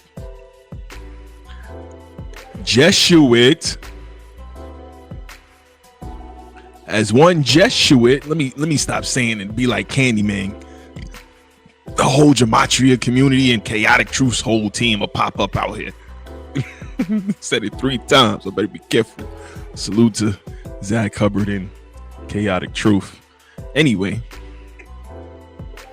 as one Jesuit described, them venturing into the wilderness suited the sort of person who thought nothing of covering 500 to 600 leagues by canoe. It's a long distance. Paddle in hand, or living off of corn and bear fat for 12 to 18 months, or sleeping in bark or branch cabins. So this is definitely something not for the faint of heart. The life was physically arduous, but this doesn't sound like teepees. This branch or bark cabins sounds like a home made of wood, but I'm gonna leave it alone. The life was physically arduous, and succeeding as a courier was extremely difficult. But the hope of making a profit motivated many, while the promise of adventure and freedom was enough to convince others to become couriers. Long distance fur trade and canoe travel. Canoe manned by voyagers passing a waterfall in 1868 by Francis Ann Hopkins. Because of the lack of roads and the necessity to transport heavy goods and furs, fur trade in the interior of the continent depended on men conducting long distance transportation by canoe of fur trade goods and returning with pelts. And you see, this was perfect. This being an entrepreneurial task was perfect for the government, because it's like, we don't got to insure it. We don't got to take any culpability. If anything happens to you, we probably don't got to pay out to your family, because you're an entrepreneur. You're a solo businessman without a license. You're doing this for the good of you and your family, but it also serves God and country. Well, that's English. It serves, damn, I don't really have a French accent. Francais, it serves God in country. I don't. Ça les blanc. Merci beaucoup, s'il vous plaît. I don't know. Who traded in uncharted territory. Early travel was dangerous, and the coureur de bois, who traded in uncharted territory, had a high mortality rate, which is why it makes it even more special what this man right here was able to accomplish. It makes it even more special what that man right there was able to achieve. You understand? Because if it wasn't for people like him, we wouldn't know nothing, right? We wouldn't have Chicago. We wouldn't have Illinois. Typically, they left Montreal in the spring. As soon as the rivers and lakes were clear of ice, usually May, their canoes loaded with supplies and goods for trading. The course west was the richest beaver lands. Usually, the course west to the richest beaver lands usually went by way of Ottawa and Mattawa rivers. It required numerous overland portages. You had to walk over a bunch of land, bringing all this stuff that you have to trade, which makes this story of this man even greater. Why is this man not celebrated? Hope it's not because of that brown skin. Alternatively, some canoes proceeded by way of the upper St. Lawrence River and the lakes, passing by Detroit. Detroit what? On the way to Michilimackinac or Green Bay. This route had fewer portages, but in times of war, it was more exposed to Iroquois attacks.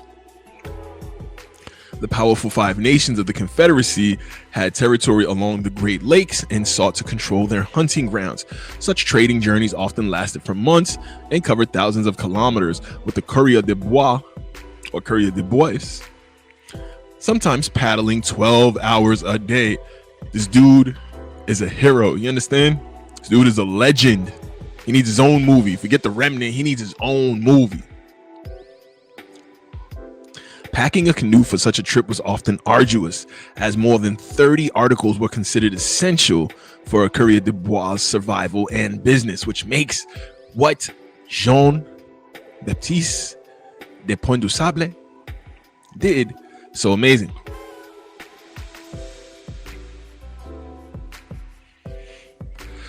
He could trade for food, hunt, and fish, but trade goods such as broadcloth, linen, and wool blankets, ammunition, metal goods, knives, hatchets, kettles, firearms. Natives was rocking with them firearms.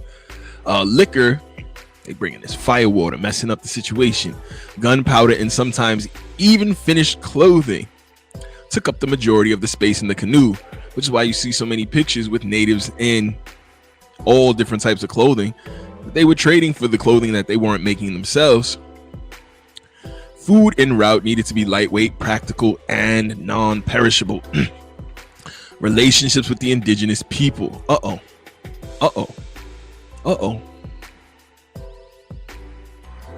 The business of a courrier de bois required close contact with indigenous peoples. Native peoples were essential because they trapped the fur-bearing animals, especially beaver, and prepared the skins.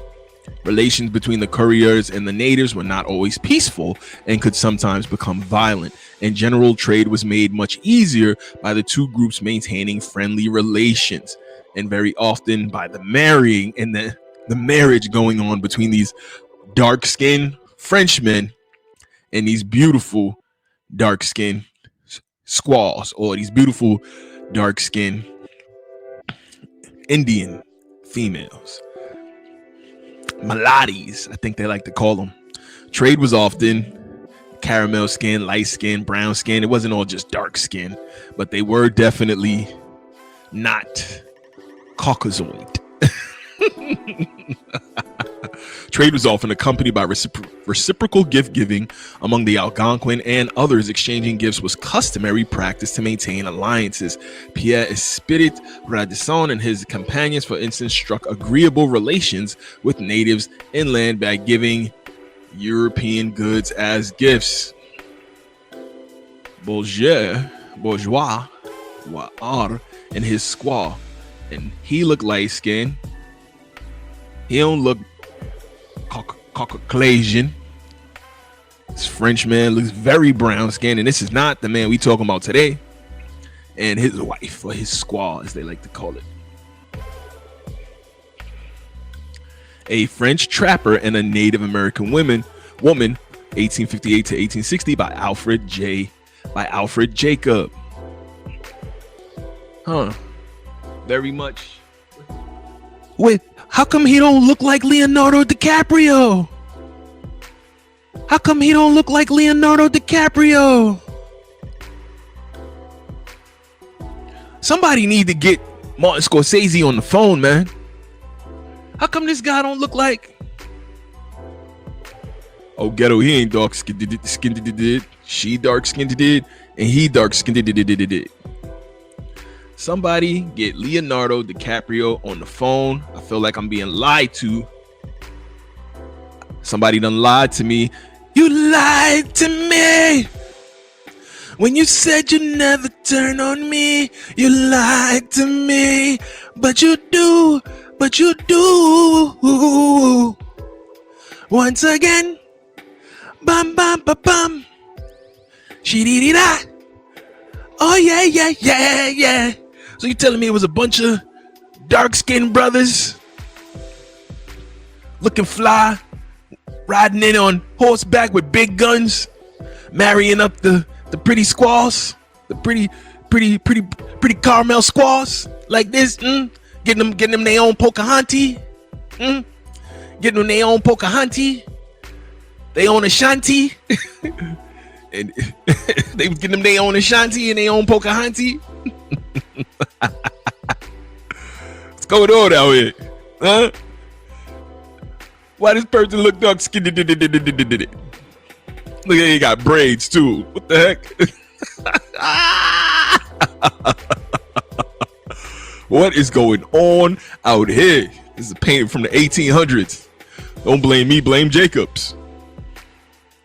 You lied to me when you said you never turn on me. You lied to me, but you do. Woo, woo, woo. Bam bam bidi, skiddy da. You niggas be lying. You niggas be lying. Woo. You niggas be lying. Once again. Bam bam buddy. Skiddy da. This painting is from 1900s, okay? In contrast, and you see they got the people looking lighter, right? That painting from the 1800s is all light. I'm sorry, 1900 paintings. This painting is from Francis Ann Hopkins from 1868.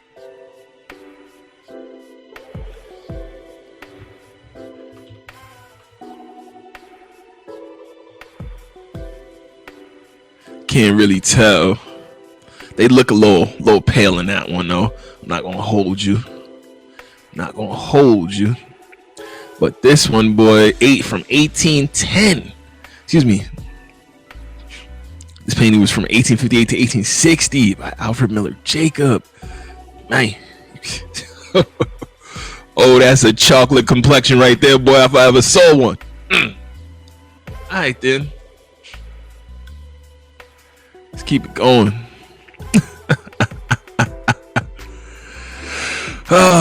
Where were we? We were talking about the relationships.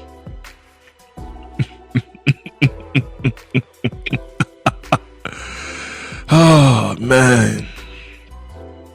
Furthermore, relations between the coureur de bois and the natives often included a sexual dimension. My goodness. Lord have mercy. Marriage, or à la façon du pays, following local custom, was common between native women. Was common. You mean these dark-skinned French brothers marrying these Indian women? Yo, ghetto, I don't like how you be lying out here. And later between native women and voyageurs.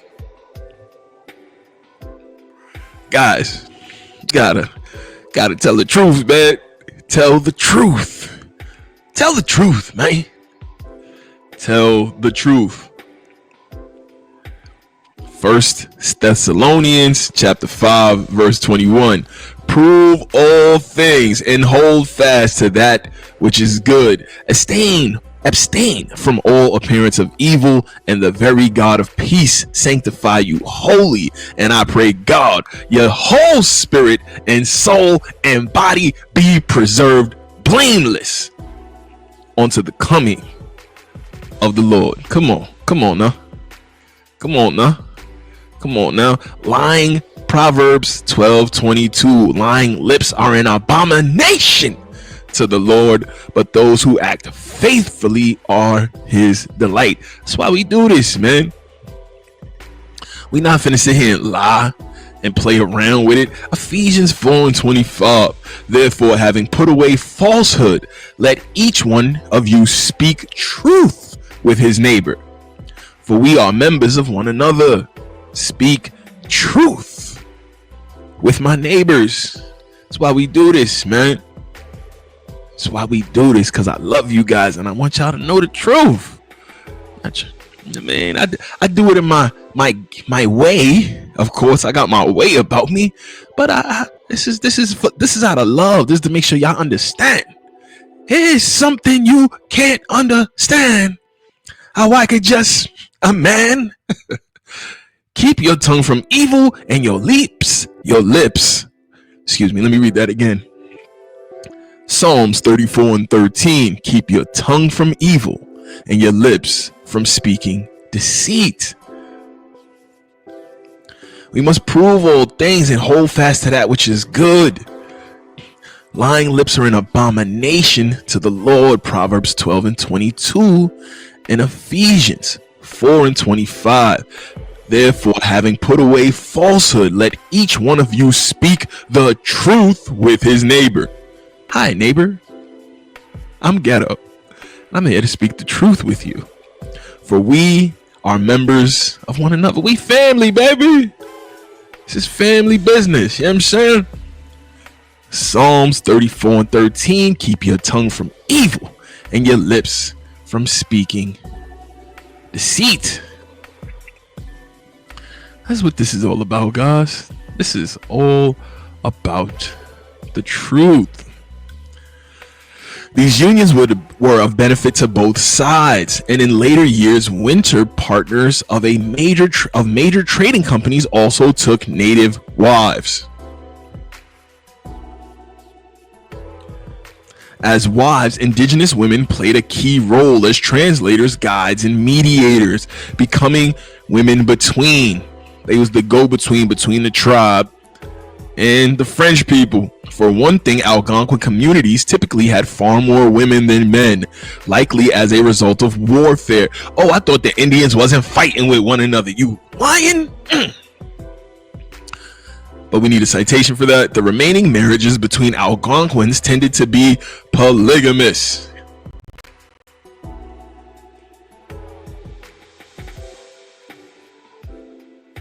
I like the sound of that. No, I'm not. With one husband marrying two or more women. Sexual relationships with Coureur de Bois therefore offered native women an alternative to polygamy in a society with few available men.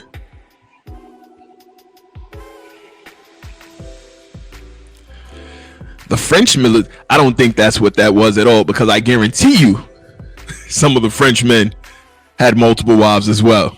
The French military commanders who were often also directly involved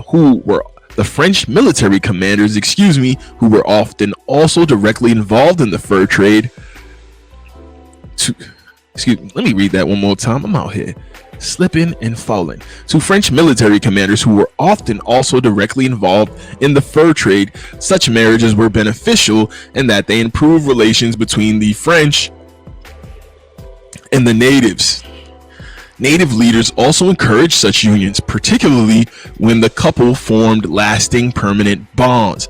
Jesuits wasn't in America doing nothing. What are y'all talking about? And some upper level colonial officials viewed these relationships with disdain and disgust. Yeah, they were saying they was traitors to their people for getting them some of that sweet brown Pocahontas. French officials preferred courriers de bois and voyageurs to settle around Quebec City and Montreal. They considered the lasting relationships with native women to be further proof of the lawlessness and perversion of the courrier de bois. Yeah, they wanted to mail them wives, literally put women in boxes and mail them here. Literally, like, when y'all think of this concept of mail order, y'all gotta understand where this thing comes from. The French were literally mailing women in boxes and shipping them here to the Americas to be wives to these French settlers and these French traders. And the French was like, nah, we good, brother. Y'all can keep them in France. Because they were emptying out the jail cells and taking a lot of women of ill repute and bringing them over here in boxes, and to serve out the rest of their sentence, they would become the wives of the traders here. Ghetto, that ain't never happened. They didn't mail no women in no box. This is why reading is fundamental.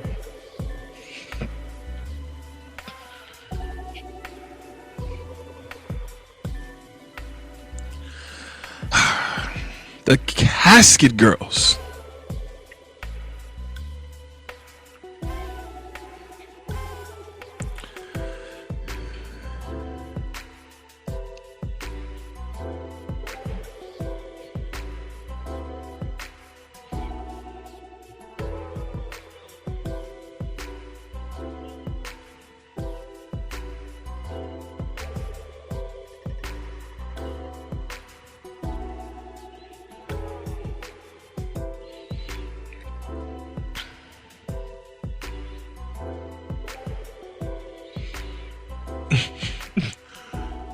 I know, I'm just making stuff up. Women in American women in the American story. WAMS. Women in the American story. myhistory.org. Settlers, colonialism, revolution. Casket Girls.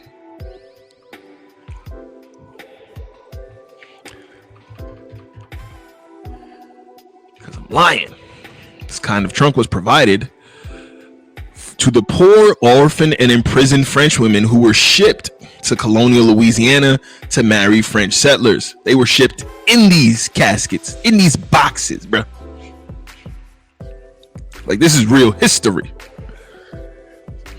In the early 1700s, the new French colony of Louisiana was facing a population crisis. Jean-Baptiste Lemoyne de Bienville, the governor of Louisiana, asked the French government to send good virgin women who could be married to the male French colonists in the territory. That's not what they sent, though. He was probably hoping for something similar to the filles de rouille of New France. The filles de rouille, young gentlewomen who agreed to immigrate in exchange for a dowry paid by the king and a chance at a prosperous marriage. Instead, the government sent women. Even the filles de rouille weren't the best women either. Like, that's a ton of cap. Instead, the government sent women gathered from the grimmest institutions in France. They sent the women who were in the prisons. They were in there generally for soliciting Johns. They were streetwalkers. They were women of ill repute. They got down with the get down. They was the sexy reds and the Sukihanas of their day. You understand? They was selling it. They was slinging it and selling it. Of the 258 women shipped to Louisiana between 1719 and 1721, 29 were from orphanages, 35 were from poorhouses, and 194 were convicted criminals from the infamous prison La Forcée. They were called casket girls after the cassettes or small trunks they brought with them. They were shipped in them. Louisiana officials were appalled at the women's history and complained about their behavior. Some men refused to marry them. It is unlikely that the women had much choice in the matter of their immigration. The Frenchman was like, nah, like, these women, their wombs is not good for marriage. These women's wombs is not, you could call us traitors for getting with Pocahontas and them all you want. These women's wombs are not fit for marriage. These are women of the street life. Street life. These was women of the street life. You understand me? They break you off a piece of that Kit Kat bar. They get strange for a little bit of change. It is unlikely that the women had much choice in the matter. French officials referred to them as women without futures. Percocet, Molly Percocet, Chasing Chick, Chasing, mask on, mask off, mask on. They were women without futures. I guess their names was Sierra.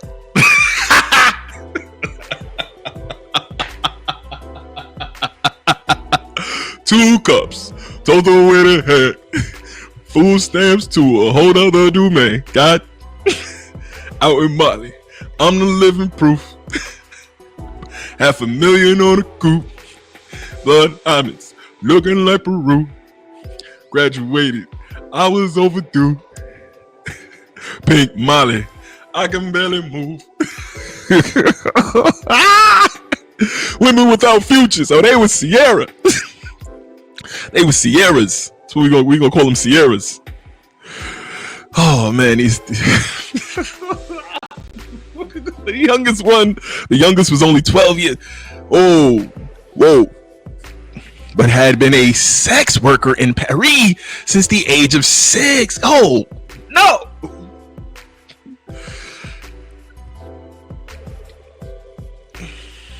Some of the women's families actually demanded they be exiled to the colonies so they could be rid of them. Damn, bruh. This is like if you ever watched Sweeney Todd. The women was excellent. I guess you'd say play or opera or musical movie. Johnny Depp, amazing. Anyway, the trip across the Atlantic was nightmarish. The women were chained together and kept in the ship holds in them boxes. Those that survived the journey were moved to warehouses in those boxes in New Orleans, Biloxi, and Mobile so they could be reviewed by any man looking for a wife. Most were married within 6 months of their arrival. Over time, many of the casket girls were able to establish themselves as a part of the fabric of Louisiana history, but their triumph does not erase that they were imported, perhaps against their will, to serve the sexual and procreative needs of the colony's men. The casket girls got their name from the trunks like this one, which they used to transport their belonging. Yeah, them to the Louisiana colony at 9.5 high and 10 wide. These trunks did not give the women much room to pack everything. They got to pack themselves. That was it. The filles de Rouy, women who agreed to move to New France and marry colonists in exchange for passage, hold the cargo area of the ship.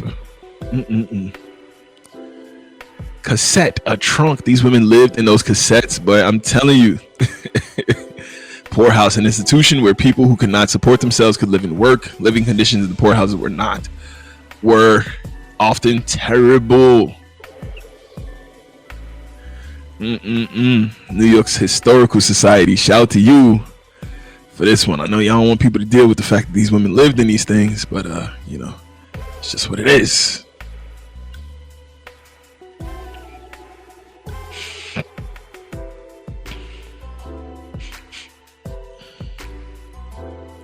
They shipped those women here, and the Frenchman was like, nah, we good. These women's wombs is not fit for being married.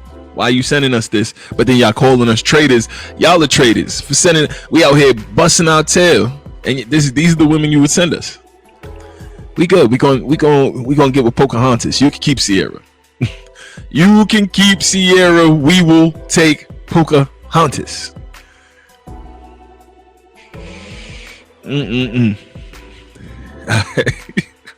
Alright, gang, so let's get into Jean-Baptiste Du Sable. There are no known portraits of Jean-Baptiste Du Sable made during his lifetime. This depiction is taken from A.T. Andreas's book History of Chicago. He was born before 1750. died around August 1818. Kitahawa was his wife. He had 2 children. They know he was of African descent somehow.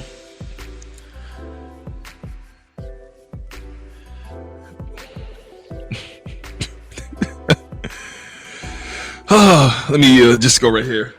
Somehow they know he's of African descent. Juliet Kinsey, another pioneer, never met Point du Sable, but said in her 1856 memoir that he was a native of San Domingo, the island of Hispaniola. This became generally accepted as his birthplace. I said so. Historian Milo Milton Quaife regarded Kinsey's account of Point du Sable as largely fictitious and wholly unauthenticated. Because that's generally what it is. Later putting forward a theory. So hold up, you saying that she's unauthenticated with her position that he was from San Domingue, but at least she's a pioneer of the time, so she could have heard that from a direct source. But then you get to just theorize that he's African and French Canadian, bro. What? You just wanted your theory to rock. A historical novel published in 1953 helped to popularize the claim that Point du Sable was born in 1745 in Saint Marc in Saint Domingue, later known as Haiti.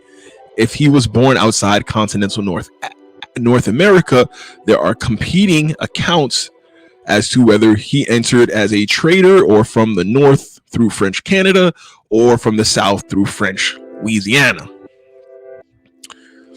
Point du Sable married a Potawatomi woman named Kitahawa, Christianized as Catherine, on the 27th of October 1788 in a Catholic ceremony in Cahokia in Illinois country, a longtime French colonial settlement on the east side of the Mississippi River, not too far from quote-unquote Little Egypt, though I don't know how it's the Little Egypt and you're naming it after somewhere from Africa that you haven't even found yet.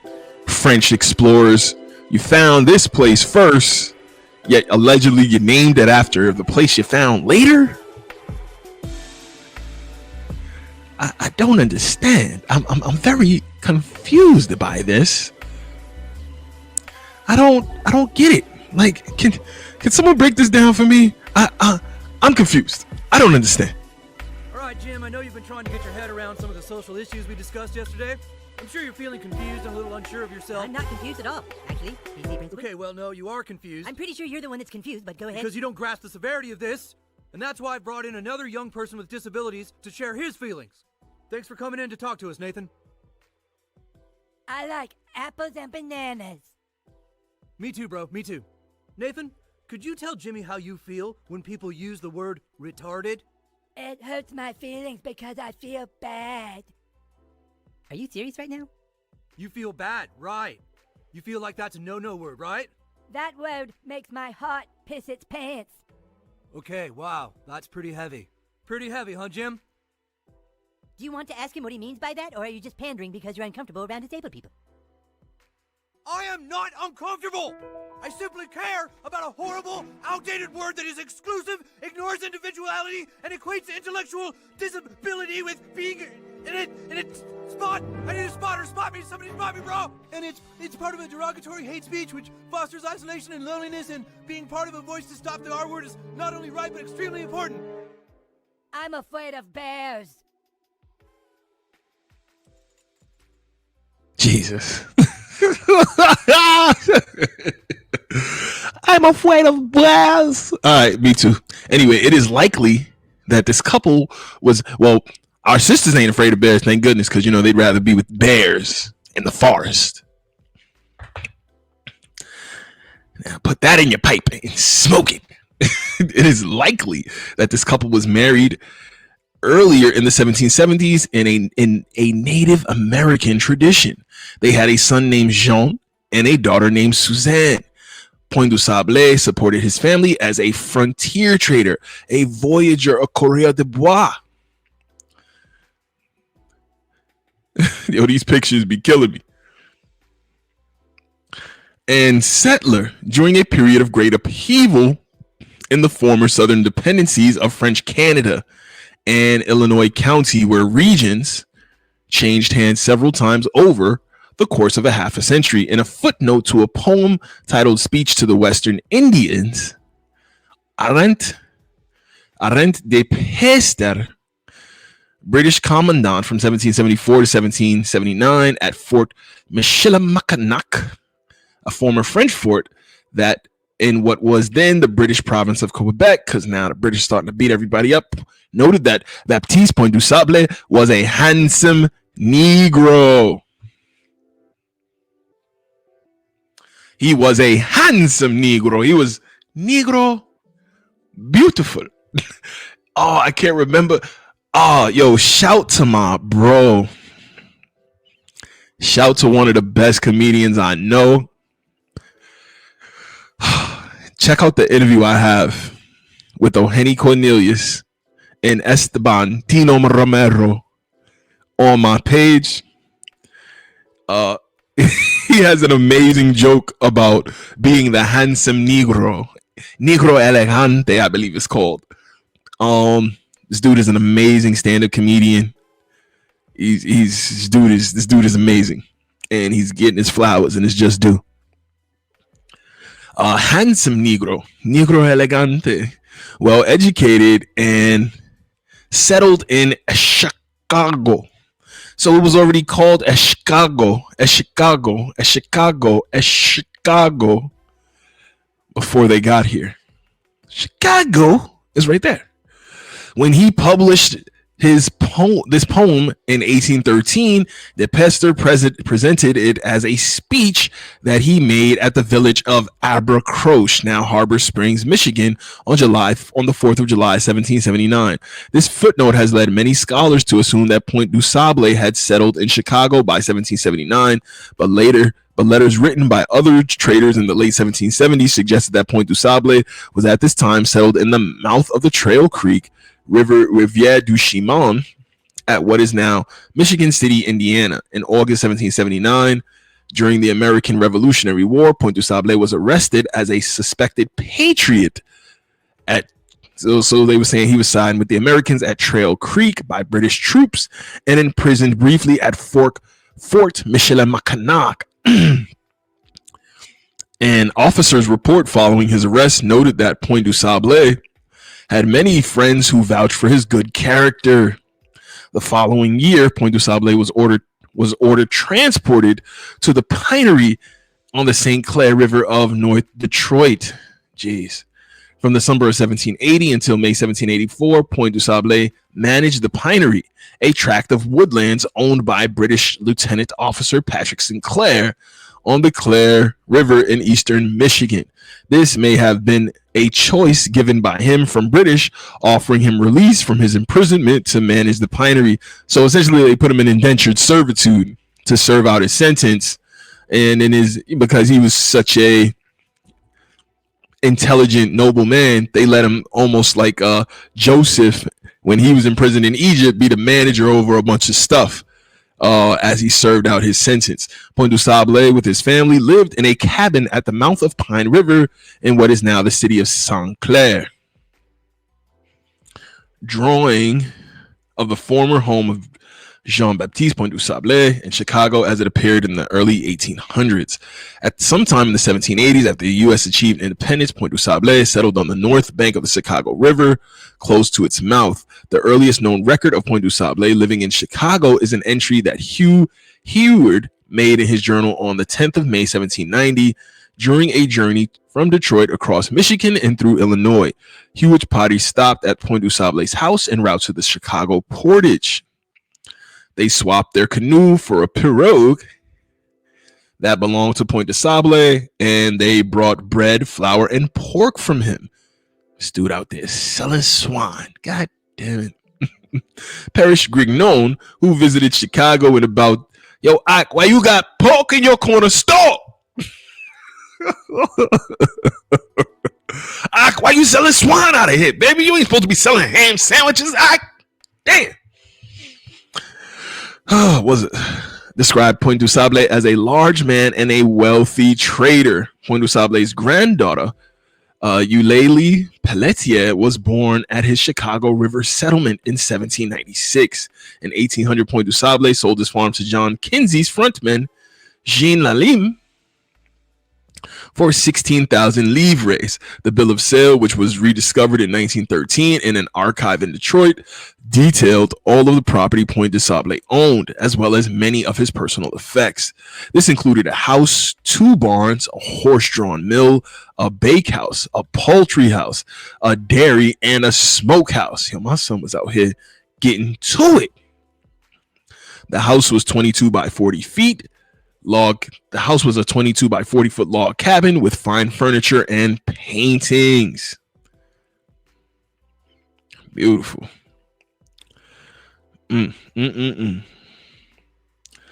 All right then. Missouri River and Burial. After Point du Sable sold his property in Chicago, he moved to St. Charles, west of St. Louis, which at the time was still part of Spanish Louisiana.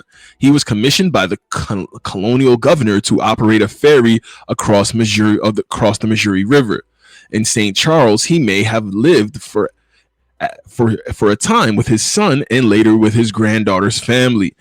Late in life, he may have sought public or charitable assistance. What happened to your money, King? He died on the 28th of August, 1818, and was buried in an unmarked grave in St. Charles Borromeo Cemetery. His entry in the parish burial register does not mention his origins, parents, or relatives. It simply describes him as Nègre, French for Negro. He's a French Negro. The St. Charles Borromeo. I see a similar pattern of stories between all of these brothers who founded these places, that they were made to sell, or they passed away suddenly, they got sick, and they all of a sudden end up somewhere else where they don't have their wealth and money no more. I'm seeing that pattern going over and over. Particularly as the English came in. Interesting.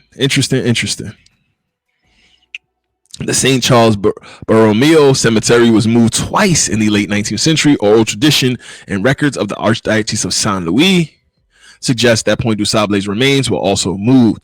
On the 12th of October, 1968, the Illinois Sesquicentennial Commission erected a granite marker at the site believed to be Point du Sable's grave in the 3rd St. Charles Borromeo Cemetery.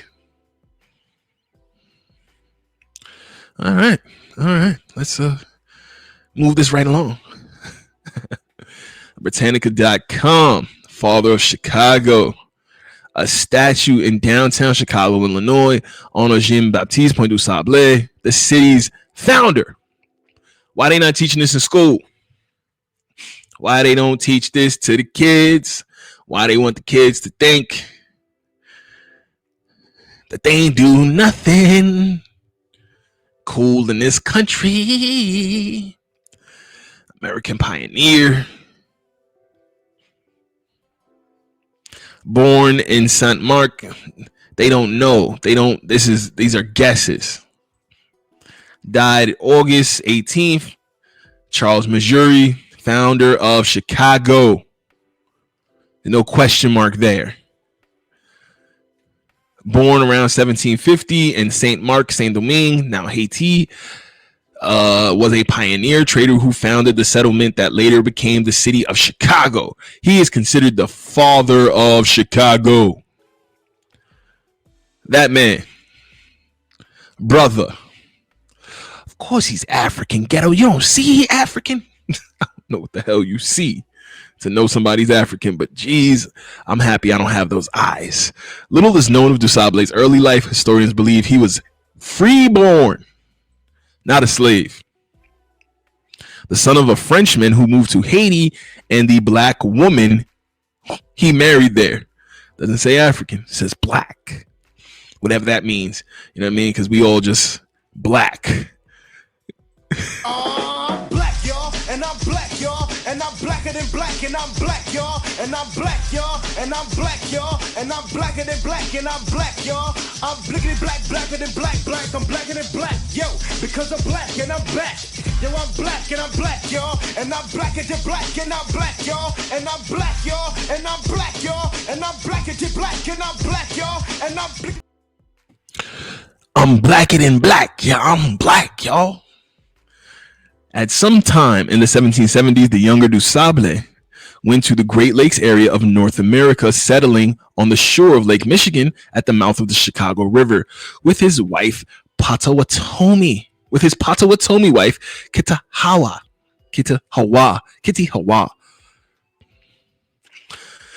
His loyalty to the French and the Americans led to his arrest in 1779 by the British, who took him to Fort Mackinac. From 1780 to 1783 or 84, he managed for his captors a trading post called the Pennery on the St. Clair River in the present-day Michigan, after which he returned to the site of Chicago. By 1790, Du Sable's establishment there had become an important link between the region's fur and grain trade. Oh, so he was also trading the grains. In 1800, Du Sable sold out and moved to Missouri, where he continued as a farmer and trader until his death. But his 20-year residence on the shores of Lake Michigan had established his title as Father of Chicago. His site on the Chicago River was made a National Historic Landmark in 1976.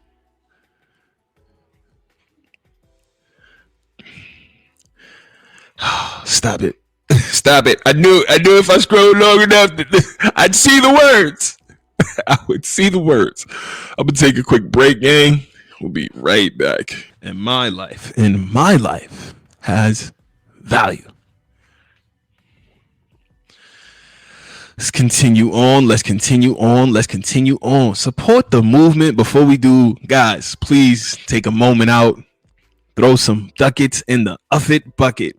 Every $10, $20, $50, $100, $1,000 donation you give helps us keep this train on the tracks. We wouldn't be able to do this without your support. We would not be able to do this without the support of viewers like yourselves. We are humbly appreciative, thankful, and honored every time you donate to this channel right here. $ his ghetto point of view. $ his ghetto point of view. $ his ghetto point of view. We humbly thank you for your support. Please continue to donate. All right, let's keep it going. We're at jstore.org, Jewish Library. Jean-Baptiste Du Sable, first Chicagoan.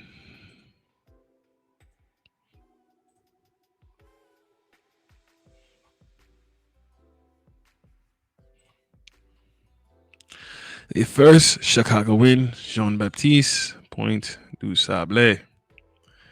Let's do that.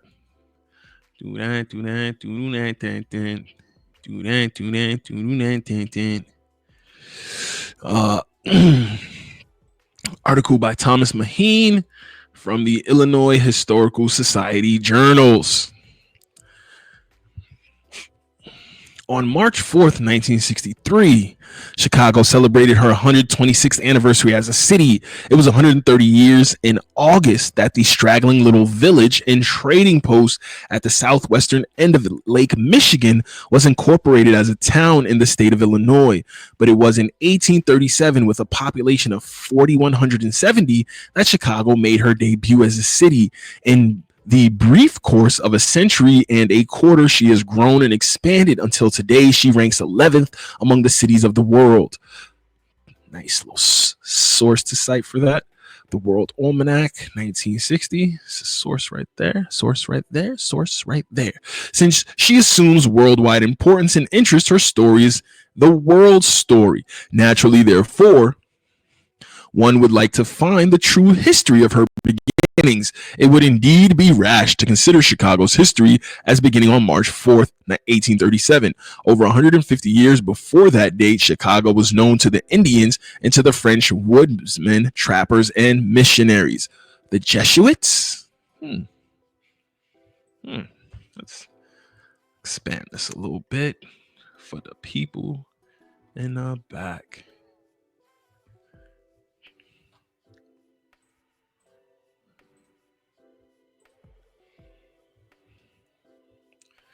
Do that, do that, do that, that.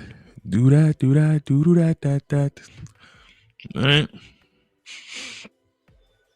In the latter part of the 17th century, there was a flourishing Indian mission on the site. Oh yeah, the Jesuits was over there doing an Indian mission. And in the last 2 decades of the 18th century, an excellent farm and Indian trading post. In the beginning of the 19th century, a military garrison was established there. All of these, in their own way, contributed to a future city because of her strategic positioning with Lake Michigan as her front door, opening her to the Great Lakes and the St. Lawrence, and through them, Canada and even France. And with the Chicago portage as her backdoor, giving egress to the Illinois and Mississippi rivers, and through them to St. Louis, the Arkansas country, Louisiana, Texas, and even the Gulf of Mexico, she was known and utilized by so-called white, so-called black, and red, so-called red men alike, right? And there's a source for that as well.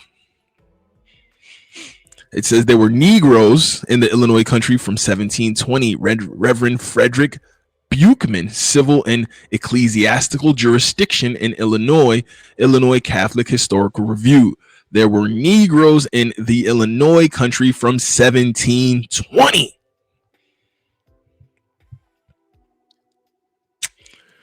All right, then.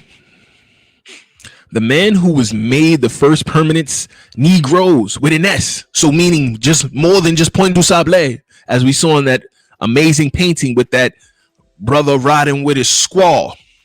Brother riding with his squaw, horses whipping like a car, skirt. I be feeling like a star, horses like a Audemars. Horsepower. I be moving that horsepower. I be moving that horsepower. Horses moving like a car. I be looking like a star. Horsepower Audemars.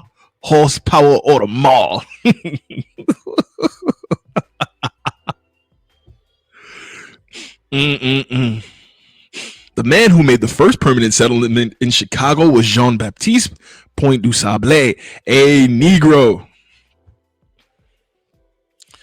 But there were others before him. And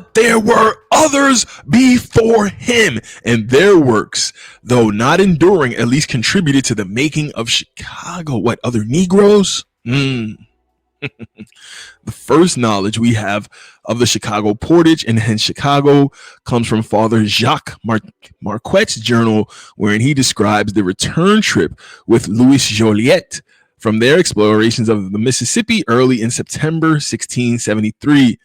Somewhere near the present site of Starved Rock, they came upon an Indian village, and one of the chiefs, together with some of his braves, escorted Marquette and Joliet to the lake of the Illinois, Lake Michigan.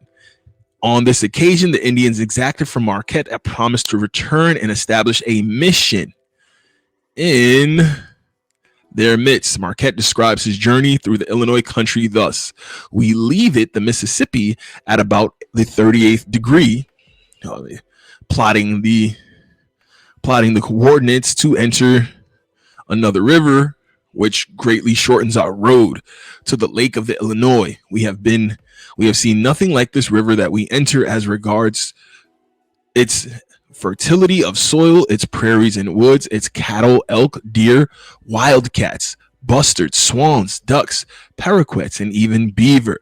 There are many small lakes and rivers. That on which we sailed is wide, deep, and still for 65 leagues. Big, huge river. Might be talking about the Mississippi. In the spring and during part of the summer, there is only one portage of a half a league.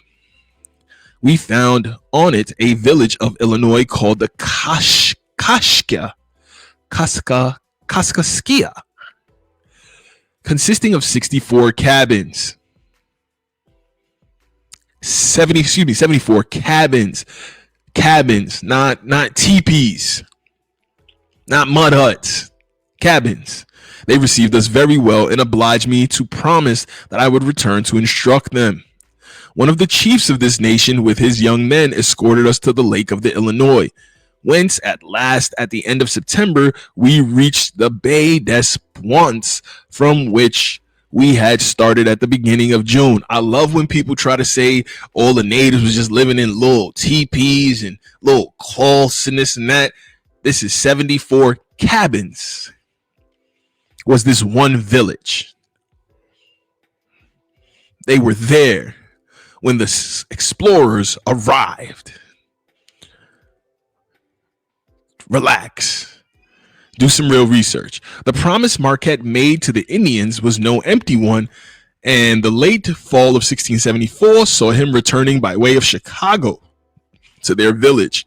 On December 4th, he entered the mouth of the Chicago River, which at the time was somewhere at a point between present-day Lake and Randolph Streets. Near that spot, Marquette and his two companions, Pierre Lecastor and Jacques Potteret, encamped for a few days. They then proceeded up the river about 6 miles, where, because of the lateness of the season and Marquette's health, they decided to remain for the winter. There, Pierre and Jacques constructed some sort of dwelling place. Marquette himself calls it a cabin. From this, historian Milo Queith argues that it was a wigwam or Indian hut,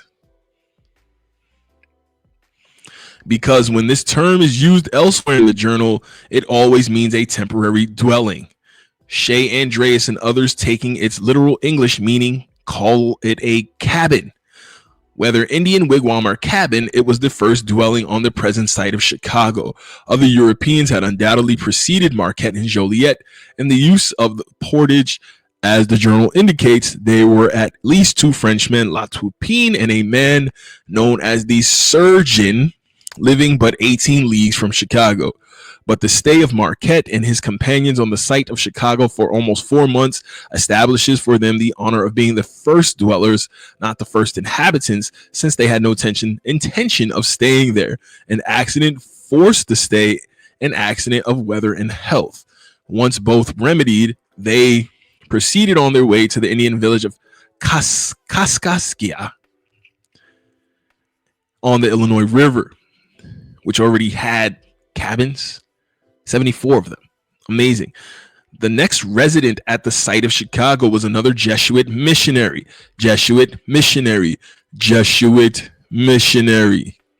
Father Pierre-Francois Pinay, who in 1696 established the mission of the Guardian Angel of Chicago. The mission flourished for a year, having nearby 2 Indian villages, over 150 cabins each, but it was suppressed by Frontenac, governor of New France, in 1697. Through Bishop de Laval of Quebec, it was reopened in 1698 and continued for about 2 years when it was finally closed. The reason for the second and final closing was undoubtedly the same as the first. The same as for the first closing, namely the opposition of the missionaries to the liquor traffic amongst the Indians. Y'all out here selling these dudes firewater, messing them up. Missionaries allegedly didn't get down with that. As to the location of the Guardian Angel mission, the consensus of foremost authorities places it at the northern extremity of the present-day loop, in all probability very close to the Michigan Boulevard and Wackerd Drive. Move forward just a little bit in the article, gang. The title of Father of Chicago, of first Chicagoan, has been given to many. Miss John H. Kinsey claims it for her father-in-law, John Kinsey, even though he bought the land from somebody, from Du Sable. Concerning him, she was woven a story more fanciful than true, in which, among other things, she says this gentleman was for nearly 20 years, with the exception of the military, the only quote-unquote white inhabitant of northern Illinois. That's her quote. The accuracy of that, we'll see. So well did she foist her tale in a non-critical age that even today many look upon him as Chicago's first permanent settler. Quaife in an early work urges the honor of Captain John Whistler. builder and first commandant of Fort Dearborn, and James Ryan Hayden has devoted an entire book to the claim of Thomas J.V. Owen, government Indian agent and the president of the first board of trustees of the town of Chicago. In spite of these various assertions, the title in honor of first Chicagoan belongs to Jean-Baptiste Du Sable, a man whose claim can be substantiated by at least 3 contemporary documents. He resided in Chicago for almost 20 years. He reared 2 children there, and even in the last years of his residence, saw a grandchild born in almost the heart of the present day city. So right there in the middle of the city was where he resided. At the close of the 18th century and at the very dawn of the 19th century, Du Sable, a Negro or mulatto, so Indian and European, Indian and French, had a spacious, cultivated, and well-stocked farm. Let's not forget the first people they called Negroes was the Native Americans. But it's cool. It's cool.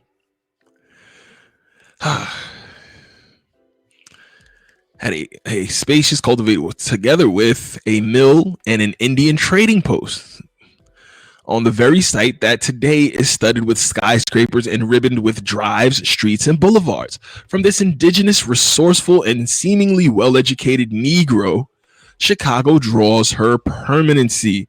There are many gaps in the life of Du Sable which are as yet unfilled. Many details are unknown and not a few are hazy. One of the shadowy periods of his life is its beginning. Where and when was he born? Who were his parents? These are questions to which we do not yet have the answers. Until about 1933, it was generally accepted that Du Sable was a free Santo Domingo Negro or mulatto. Here's the source. However, Quaife has brought forth the supposition that Du Sable was not a Santo Domingan, but a base-born descendant of the famous Dandanu family, originally from Bourges, France. Soon after, so this man is French, of a famous French family. Soon after 1627, Jacques Danu, or Jacques Dandanu, together with his wife Isabella and their son Pierre, migrated to Three Rivers and later to Champlain in Canada. This son, Pierre, acquired the title Sire Du Sable. His descendants became known by both names, Dandanu and Du Sable. In the course of time, the family spread to Montreal, Mackinac, and St. Joseph, and many of its members were engaged in the fur trade. Sources. It is a fact that there were many Negroes, both slave and free, in the Northwest Territory.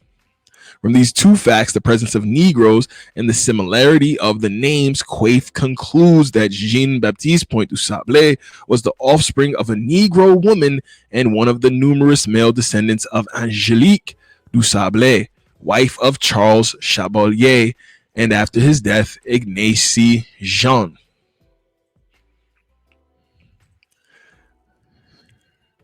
Let me read that again. It is a fact that there were many Negroes, both slave and free, in the Northwest Territory. From these two facts, the fact that there were many Negroes there and the fact that this man, Dandanu, who already had the Sire de Sable title, was already on the land, or was at least in the Montreal, Mackinac, and St. Joseph area, which is above the Americas, and engaging in fur trading, they suppose he was a part of this famous French family. Not African Americans, nigga. Not African. Y'all keep acting like all this chocolatey brown skin just come from Ubuntu.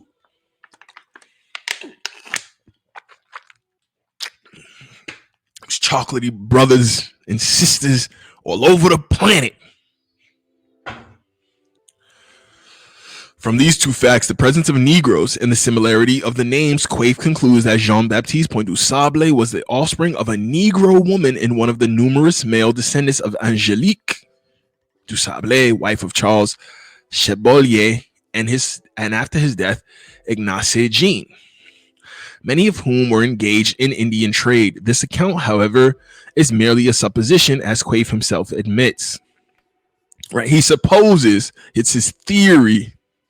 Until some documentary evidence can be produced, it does not seem strong enough to overthrow the tradition that Point du Sable came from Santo Domingo. How? How so?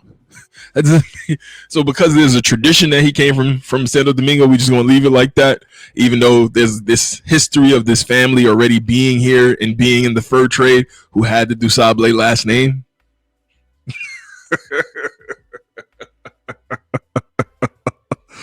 Okay. Listen, man, we just reading the qualities and characteristics of Du Sable, which make Quaife speculate that he was of a famous French family, could also be accounted for by accepting the usual tradition. By the Treaty of Ryswick in 1697, the Spanish ceded the western part of Haiti to the French, who came there as early as 1638 and had definite settlements since 1659.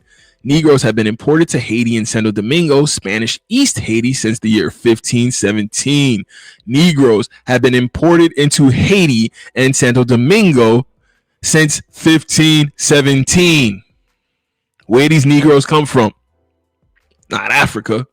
They had been imported into Haiti since 1517, and mixed bloods were common. Under the French regime, many of the Negroes were cultured and well educated and became landowners of wealth. Under the French regime, many of the Negroes were cultured and well educated and became landowners of wealth.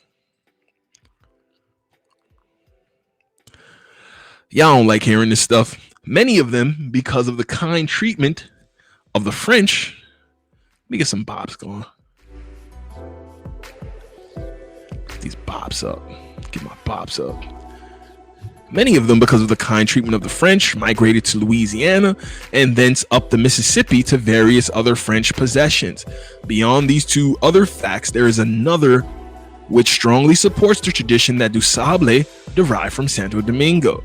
About the year 1720, Philip Renault arrived at Fort Charles with Negro slaves from Santo Domingo. From where? From Santo Domingo. In 1723, a large tract of land situated 5 miles from the fort was granted to him, as well as another tract of 14,000 acres near Peoria. This last fact is important for the reason that in 1783, Point du Sable proved U.S. citizenship in order to receive a land grant from the government of the United States by showing that he had developed a farm in the vicinity of Peoria as early as 1780. Okay. From these facts, it seems Point du Sable could have had a French name, have spoken their language, have been fairly cultured, and still have been a Santo Domingan or one of their descendants, since the Santo Domingans were exposed to French culture for more than 120 years before Point du Sable is mentioned in contemporary records. So, two origin stories right there.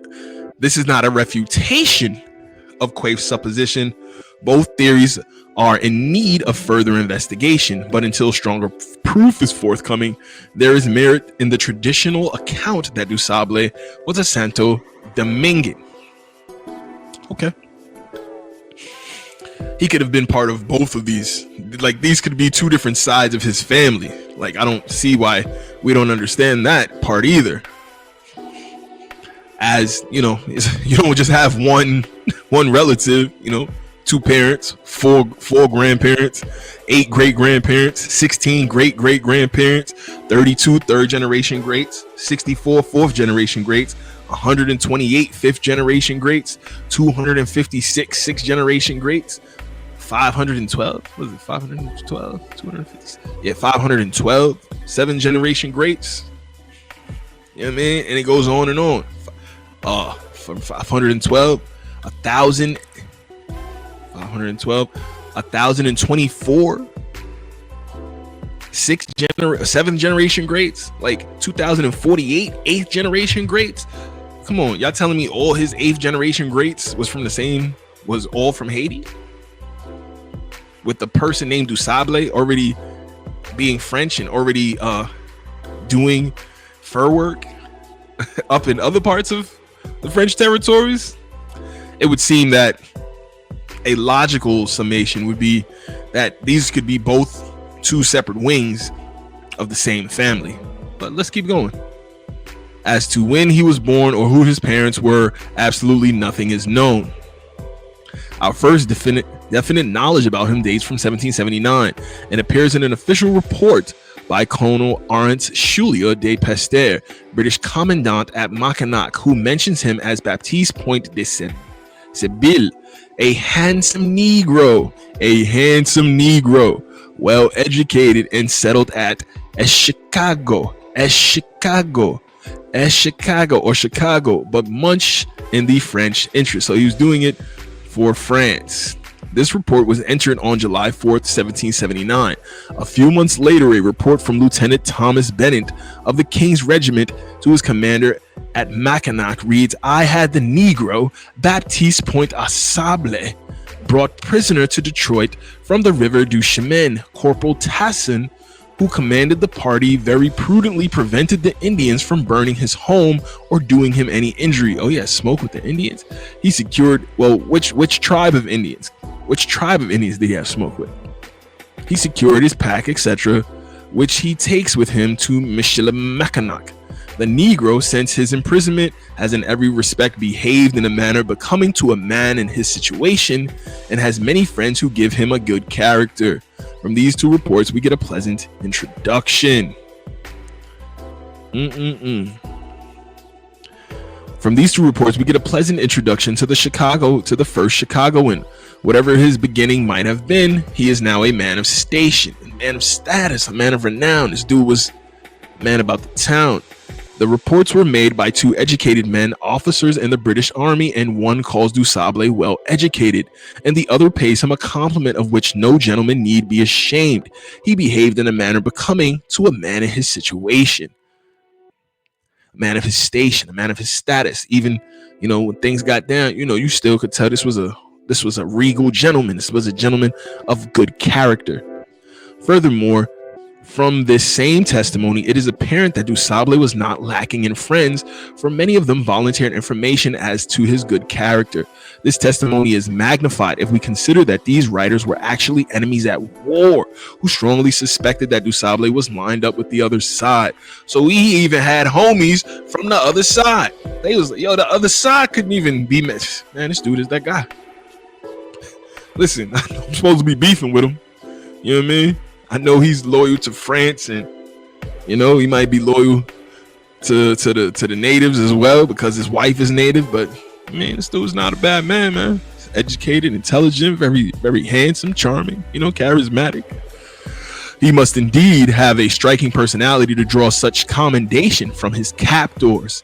In order to understand the reason for his arrest, we have to remember the events of the Revolutionary War period. In 1777 and 1778, Captain Charles de Langlade went through the Indian country trying to stir up the natives against the American cause.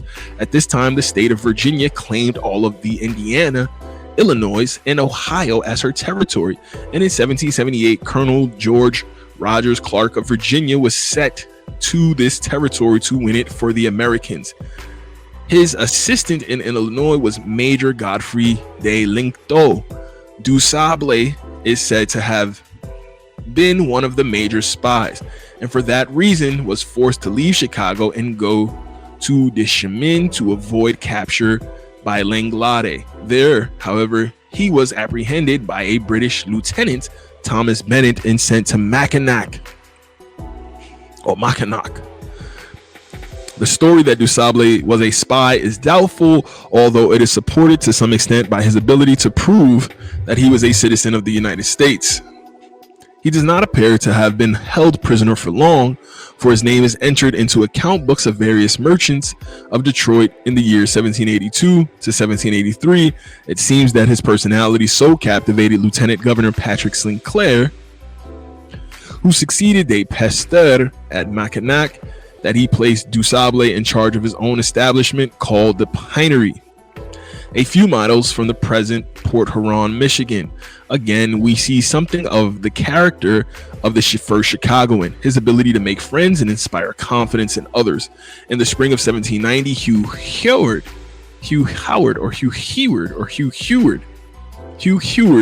clerk for William Robertson of Detroit, made a water journey through the Illinois country and kept a diary of his trip.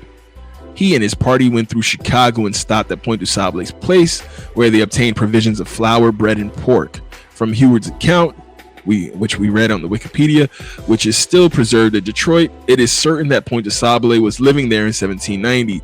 Also, we get some idea of his establishment. For a man some 200 miles from the nearest center of civilization who could supply flour, pork, and bread to a party of at least 4, evidently had hogs, fields under cultivation, his own flour mill, and also someone to bake bread.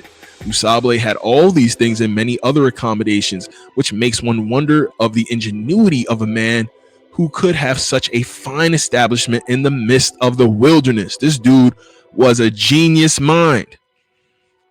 In the light of documentary evidence, it is amusing to read the highly imaginary descriptions given by many historians to Point du Sable settlement in Chicago.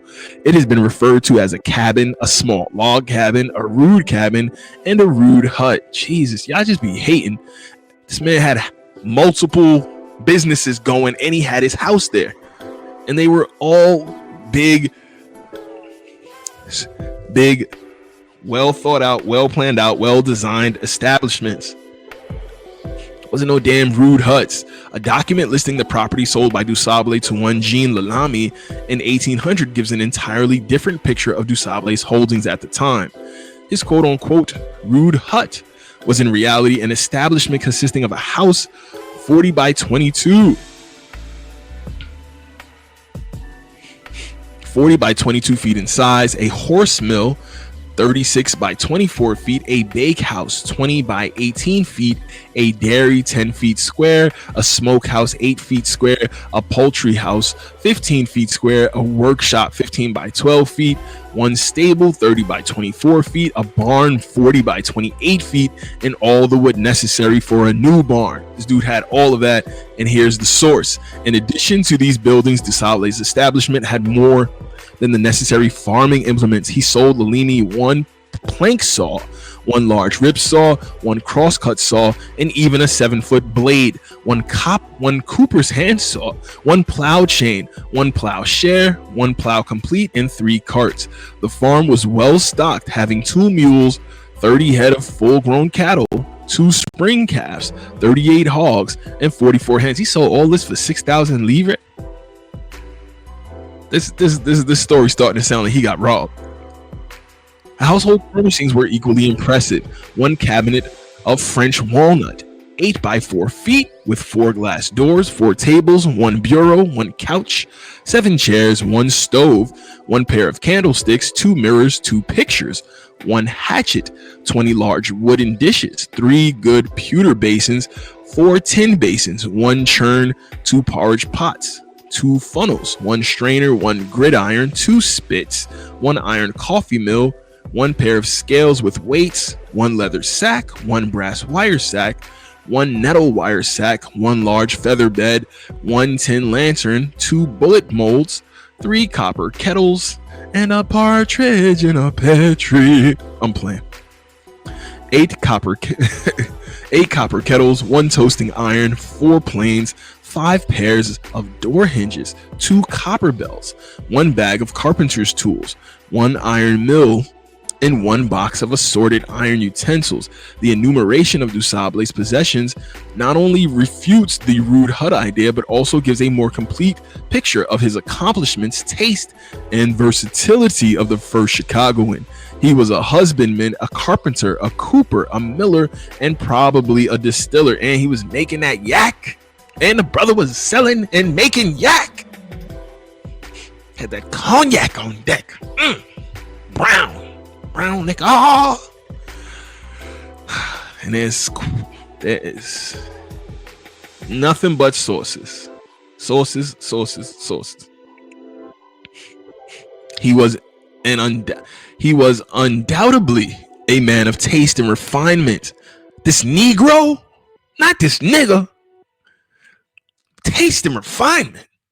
Where a nigga get taste and refinement in the 1700s? Not this nigga over here.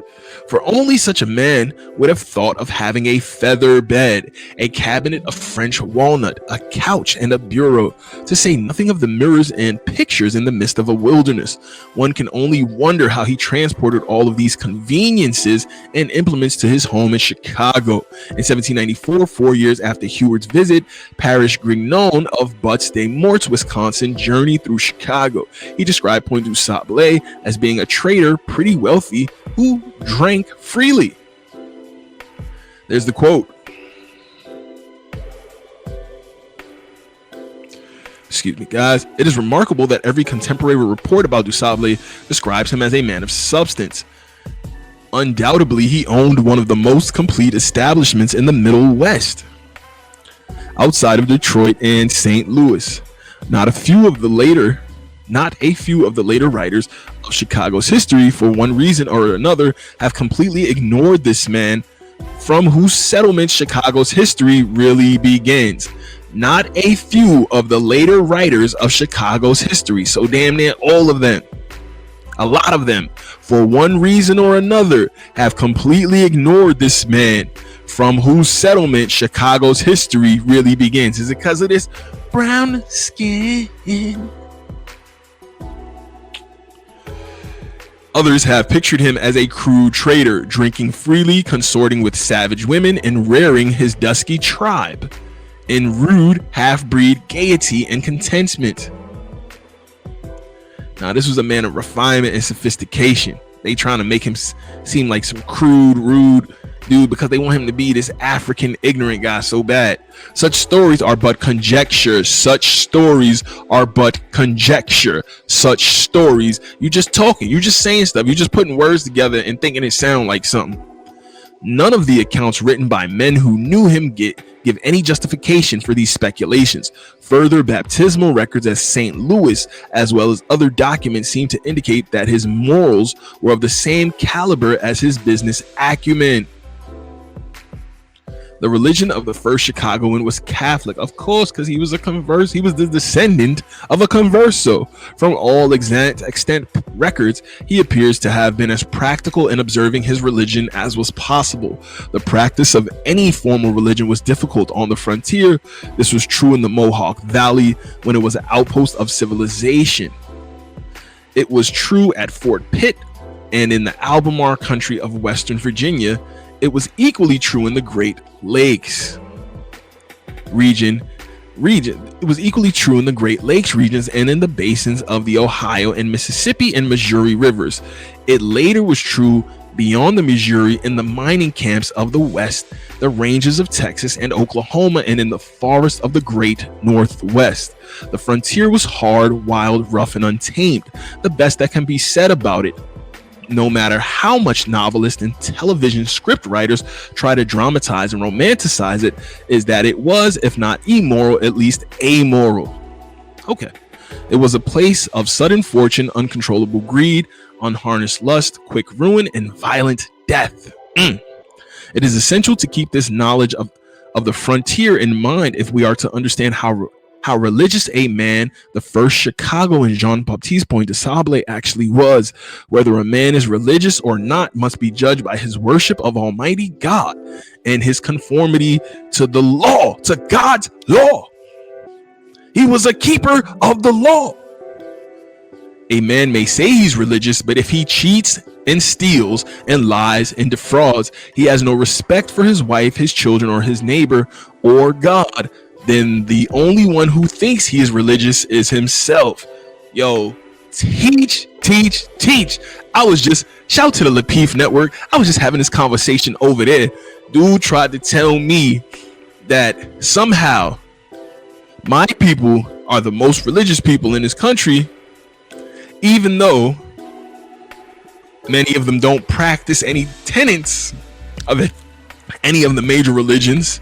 And they just go about doing whatever they feel like. I said, then they're not practicing, they're not religious at all. And He was like, oh, I understand you, but you can practice a religion without following its tenets. I said, all right, we done here. You won. you won. You won. You got it. In truth, he is a fraud and a faker. On the other hand, if a man marries a woman and is faithful to her, rears his children in the love of God, shows respect for and is respected by his neighbors and enemies as well, which this man was, observes the laws of God and respects the dictates of what he considers God's church, such a man is religious according to his lights. Jean-Baptiste Du Sable took a Potawatomi wife named Catherine or Kitty Hawa. Hey ya ya ya, hey ya ya ya, hey ya, hey ya, hey ya ya. Sometime in the 1770s. In 1778, he had this marriage solemnized before a Catholic priest in Cahokia, Illinois, around Little Egypt, which is actually Egypt, but that's a different conversation for another day. By this wife, he had two children, Jean-Baptiste Du Sable Jr. and Suzanne. Suzanne was married in either 1793 or 1794 to Jean-Baptiste Peltier by one of the priests from either Cahokia or Prairie du Rocher, Illinois. Suzanne later had her daughter, Eulalia, born October 1796 in Chicago, baptized in the Catholic Church in St. Louis by the acting pastor, Father Luson, a Franciscan, on October 17, 1799. To Father Luson, we are indebted for the statement preserved in the records in St. Louis Cathedral that Eulalia was the daughter of a legitimate marriage between Jean-Baptiste Peltier and Suzanne Du Sable, his spouse, inhabitants of Chicago. Here's the source. These two records give us some light into the diligence and devotion to duty of the first Chicagoan. He himself traveled nearly 300 miles to have his marriage solemnized by a Catholic priest, and his daughter in turn traveled to St. Louis to have his granddaughter Eulalia baptized by a Catholic priest. Sometime after Du Sable's departure from Chicago in 1800, he became a resident of St. Charles, Missouri. There, during an illness in 1813, he signed over all his properties and holdings to this same granddaughter, Eulalia, in exchange for her promise to care for him in his old age and to bury him in the Catholic cemetery there. The record does not have to be embellished in any way. He was a frontiersman who was truly religious in all aspects of his life when religion was not easy to follow, practice, or even uphold. Here indeed was a rare frontiersman who lived and knew, to quote Gilbert Keith Chesterton, that the root of religion is to know we are nothing, so we can thank God for making us something. Hallelujah, hallelujah, hallelujah. Jean-Baptiste Du Sable did just that.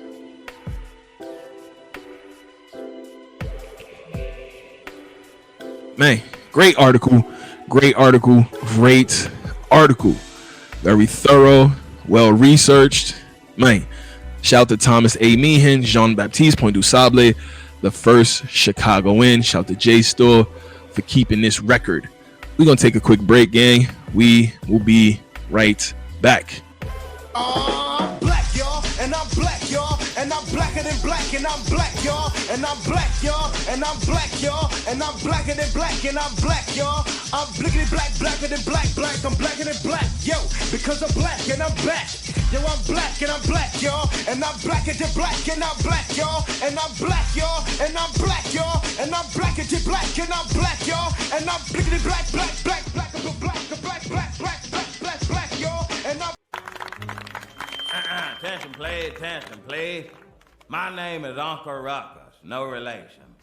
I want to sing y'all a brand new song I just wrote called Don't Trust Them New Niggas Over There. Sing along if you know the words.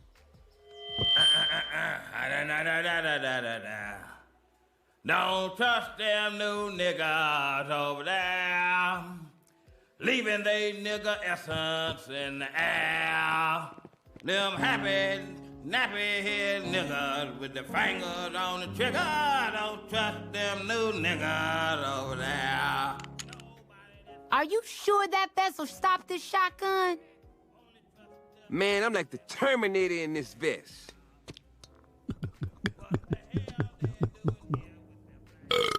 What, you don't believe me? Go ahead. Pull the trigger. Now, are you sure that... I said pull that trigger now! You wanna play rough? Okay. Don't trust them big nostrils over yonder. They suck up so much air, it'll make you wonder. So,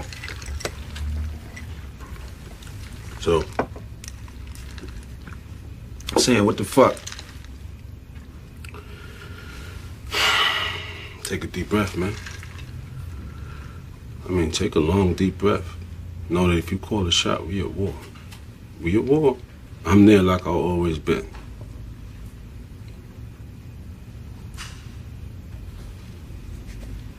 Think about turf, man. It ain't like it was.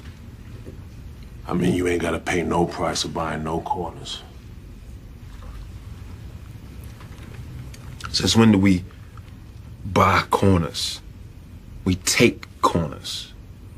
Man, you gonna buy one way or another. Whether it's with the bodies we done lost. Or you're gonna lose. Time in the joint is behind us or ahead of us. I mean, you gonna get some shit in this game, but ain't shit for free. I mean, how many corners do we need? How much money can a nigga make? More than a nigga can spend. And then we ain't gonna be around to spend what we done made already. Shit, I didn't think I was gonna be around this long. Yeah. Well, we here now. The fact is, we got every mob in town, east side, west side, ready to pull together. Share territory on that good shit that Pop Joe putting out there. We take that shit downtown and we get in a money game that niggas ain't going to jail. I mean, we passed that run and gun shit, man. Like, we finance a package and we ain't gotta see nothing but bank. Nothing but cash. No corners, no territory, nothing. We make so much goddamn straight money, man. Government come after us, man. Ain't shit they could say. Businessmen, huh? Let the youngins worry about how to retail, where to wholesale. I mean, who gives a fuck who's standing on what corner if we taking that shit off the top, putting that shit to good use, making that shit work for us. We can run more than corners, B. Period. We could do like Little Willie, man, back in the day with all that number money. And run this goddamn city. Don't understand is that if it's so offensive to them, then why do they say it over and over again? So Riley said the N-word before you did that morning. He says it every morning. He calls me nigga. He calls the other kids nigga. He calls himself nigga all the time. Nigga this, nigga that, nigga please, bitch nigga, have you lost your mind? Nigga, check that hoe. Nigga, you bullshitting. Break yourself, nigga. He says it so much I don't even notice it anymore. Last week in lunch, Riley says to a classmate, "Can a nigga borrow a French fry?" And my first thought wasn't, oh my God, he said the word, the N-word. It was, now how is a nigga gonna borrow a fry? Nigga, is you gonna give it back? I'm telling you, my inside voice didn't talk like that before he got in my class. Have y'all ran into you, Smokey? I'm trying to clean up this neighborhood, and I thought you could help me by pointing out some of the drug addicts. Okay, but nowadays, drug addicts have some pretty peculiar names. You mean nicknames? Well, street names, like Who's on Crack, Say What's on Smack, and I don't know, freebases. Well, do you know the fellows' names? I said, Who's on Crack, Say What's on Smack, and I don't know, freebases. Well, who's on crack? Yes. I mean the fellow's name. Who? The guy on crack. Who? The crack addict. Who is on crack? I don't know. I don't know, freebases. Who freebases? No, who's on crack? Say what? No, he's on smack. Who's on smack? No, who's on crack? I don't know. Freebase! Shut up, you damn stupid crackhead!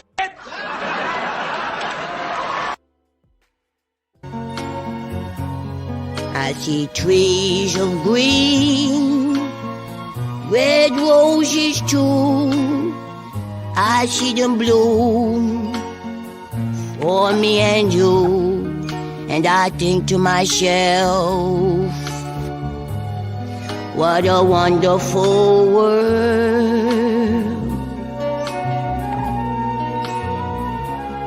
At the skies, the blue, and clouds of white, the bright blessed day, the dark sacred night. And I think to myself, what a wonderful world.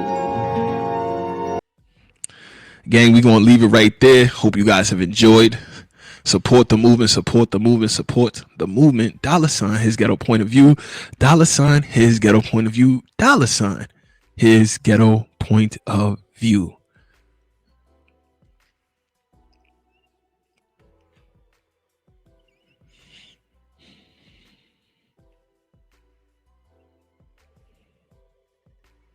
Take a quick break. Oh no, actually, let's just jump into this real quick. Renaming Lakeshore Drive after Jean-Baptiste Du Sable is a mission accomplished. But what about other tributes to the first non-indigenous settler of Chicago that are in the works? Peggy Montez is hoping a plan to develop a section of reclaimed land along the lakefront called Du Sable Park will gather momentum. We've had so many ups and downs in terms of the development of that park. And so don't you think it's a better time right now that we complete this? Montez is on the Du Sable Park Advisory Council, the organization that oversees the land that was dedicated by the late Mayor Harold Washington 34 years ago. We are here to finish the legacy of Harold Washington, to build Du Sable Park and have it as a place to show the people about the contributions that Jean-Baptiste Du Sable made. Montez says she is encouraged by a plan to invest $40 million to develop Du Sable Park, to create the Du Sable Riverwalk, and to establish year-round programming. And just this morning, Mayor Lori Lightfoot says she is committed to tributes to Chicago's founding father. I really do believe it's very important not just to have a name out there. We've got to teach our residents, and particularly our young people, about the history of Chicago. Lightfoot said, and particularly our young people, about the history of Chicago. Teach our residents, and particularly our young people, about the history of Chicago. Agreed. Lightfoot said Fair use. Plans to honor Du Sable will be heard soon in City Council, with a possible vote taking place by December. Hey, if you like that video, be sure to subscribe to our ABC7 Chicago YouTube channel. Gang, we're going to leave it there. We're going to leave it there. Support the movement, support the movement, support the movement. $ his ghetto point of view. $ his ghetto point of view. $ his ghetto point of view. Peace and blessings to the tribe. Catch you on the next one.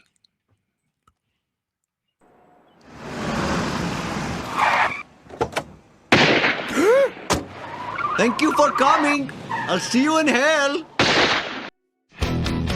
Execution rests. I don't have to tell you things are bad. Everybody knows things are bad. It's a depression. Everybody's out of work or scared of losing their job. The dollar buys a nickel's worth. Banks are going bust. Shopkeepers keep a gun under the counter. Punks are running wild in the street, and there's nobody anywhere who seems to know what to do, and there's no end to it. We know the air is unfit to breathe and our food is unfit to eat. We sit watching our TVs while some local newscaster tells us that today we had 15 homicides and 63 violent crimes, as if that's the way it's supposed to be. We know things are bad, worse than bad. They're crazy. It's like everything everywhere is going crazy, so we don't go out anymore. We sit in the house, and slowly the world we're living in is getting smaller, and all we say is, please, at least leave us alone in our living rooms. Let me have my toaster and my TV and my steel-belted radios, and I won't say anything. Just leave us alone. Well, I'm not going to leave you alone. I want you to get mad. I don't want you to protest. I don't want you to riot. I don't want you to write to your congressman because I wouldn't know what to tell you to write. I don't know what to do about the depression and the inflation and the Russians and the crime in the street. All I know is that first, you've got to get mad. You've got to say, I'm a human being. God damn it. My life has value. Gang, and with that, we gonna wrap up for today. Appreciate y'all rocking. Y'all could have been anywhere else in the world, but y'all here with me, and I truly do appreciate it. Y'all know the email, hisghettopointofview@gmail.com for any questions, comments, critiques, criticisms. Let me know how crazy I am. As always, thankful to the Most High for all the blessings and all the lessons. Hallelujah, hallelujah, hallelujah. Support the movement, support the movement, support the movement, family. Every $10, $50, $100, $1,000 donation you guys provide to this train keeps it on the tracks. We don't want this thing railing off the tracks as we over here getting into such good work. Watch this with your kids. Use this as a learning tool to teach them about this great pioneering brother who did so much to help establish the state of Illinois and particularly the city of Chicago. It's your boy Ghetto. Thank you guys so much for rocking and vibing. We will see you guys soon. We out of here. Peace and blessings to the tribe.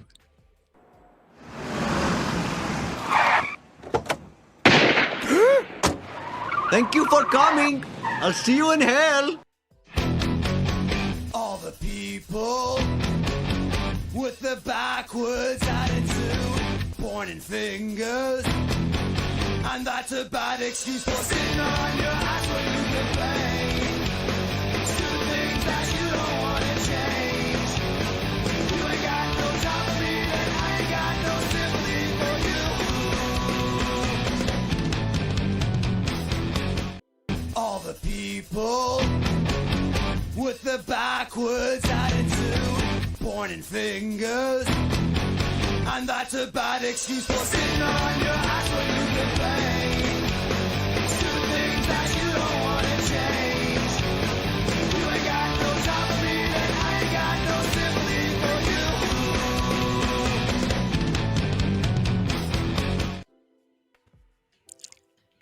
See you soon, family.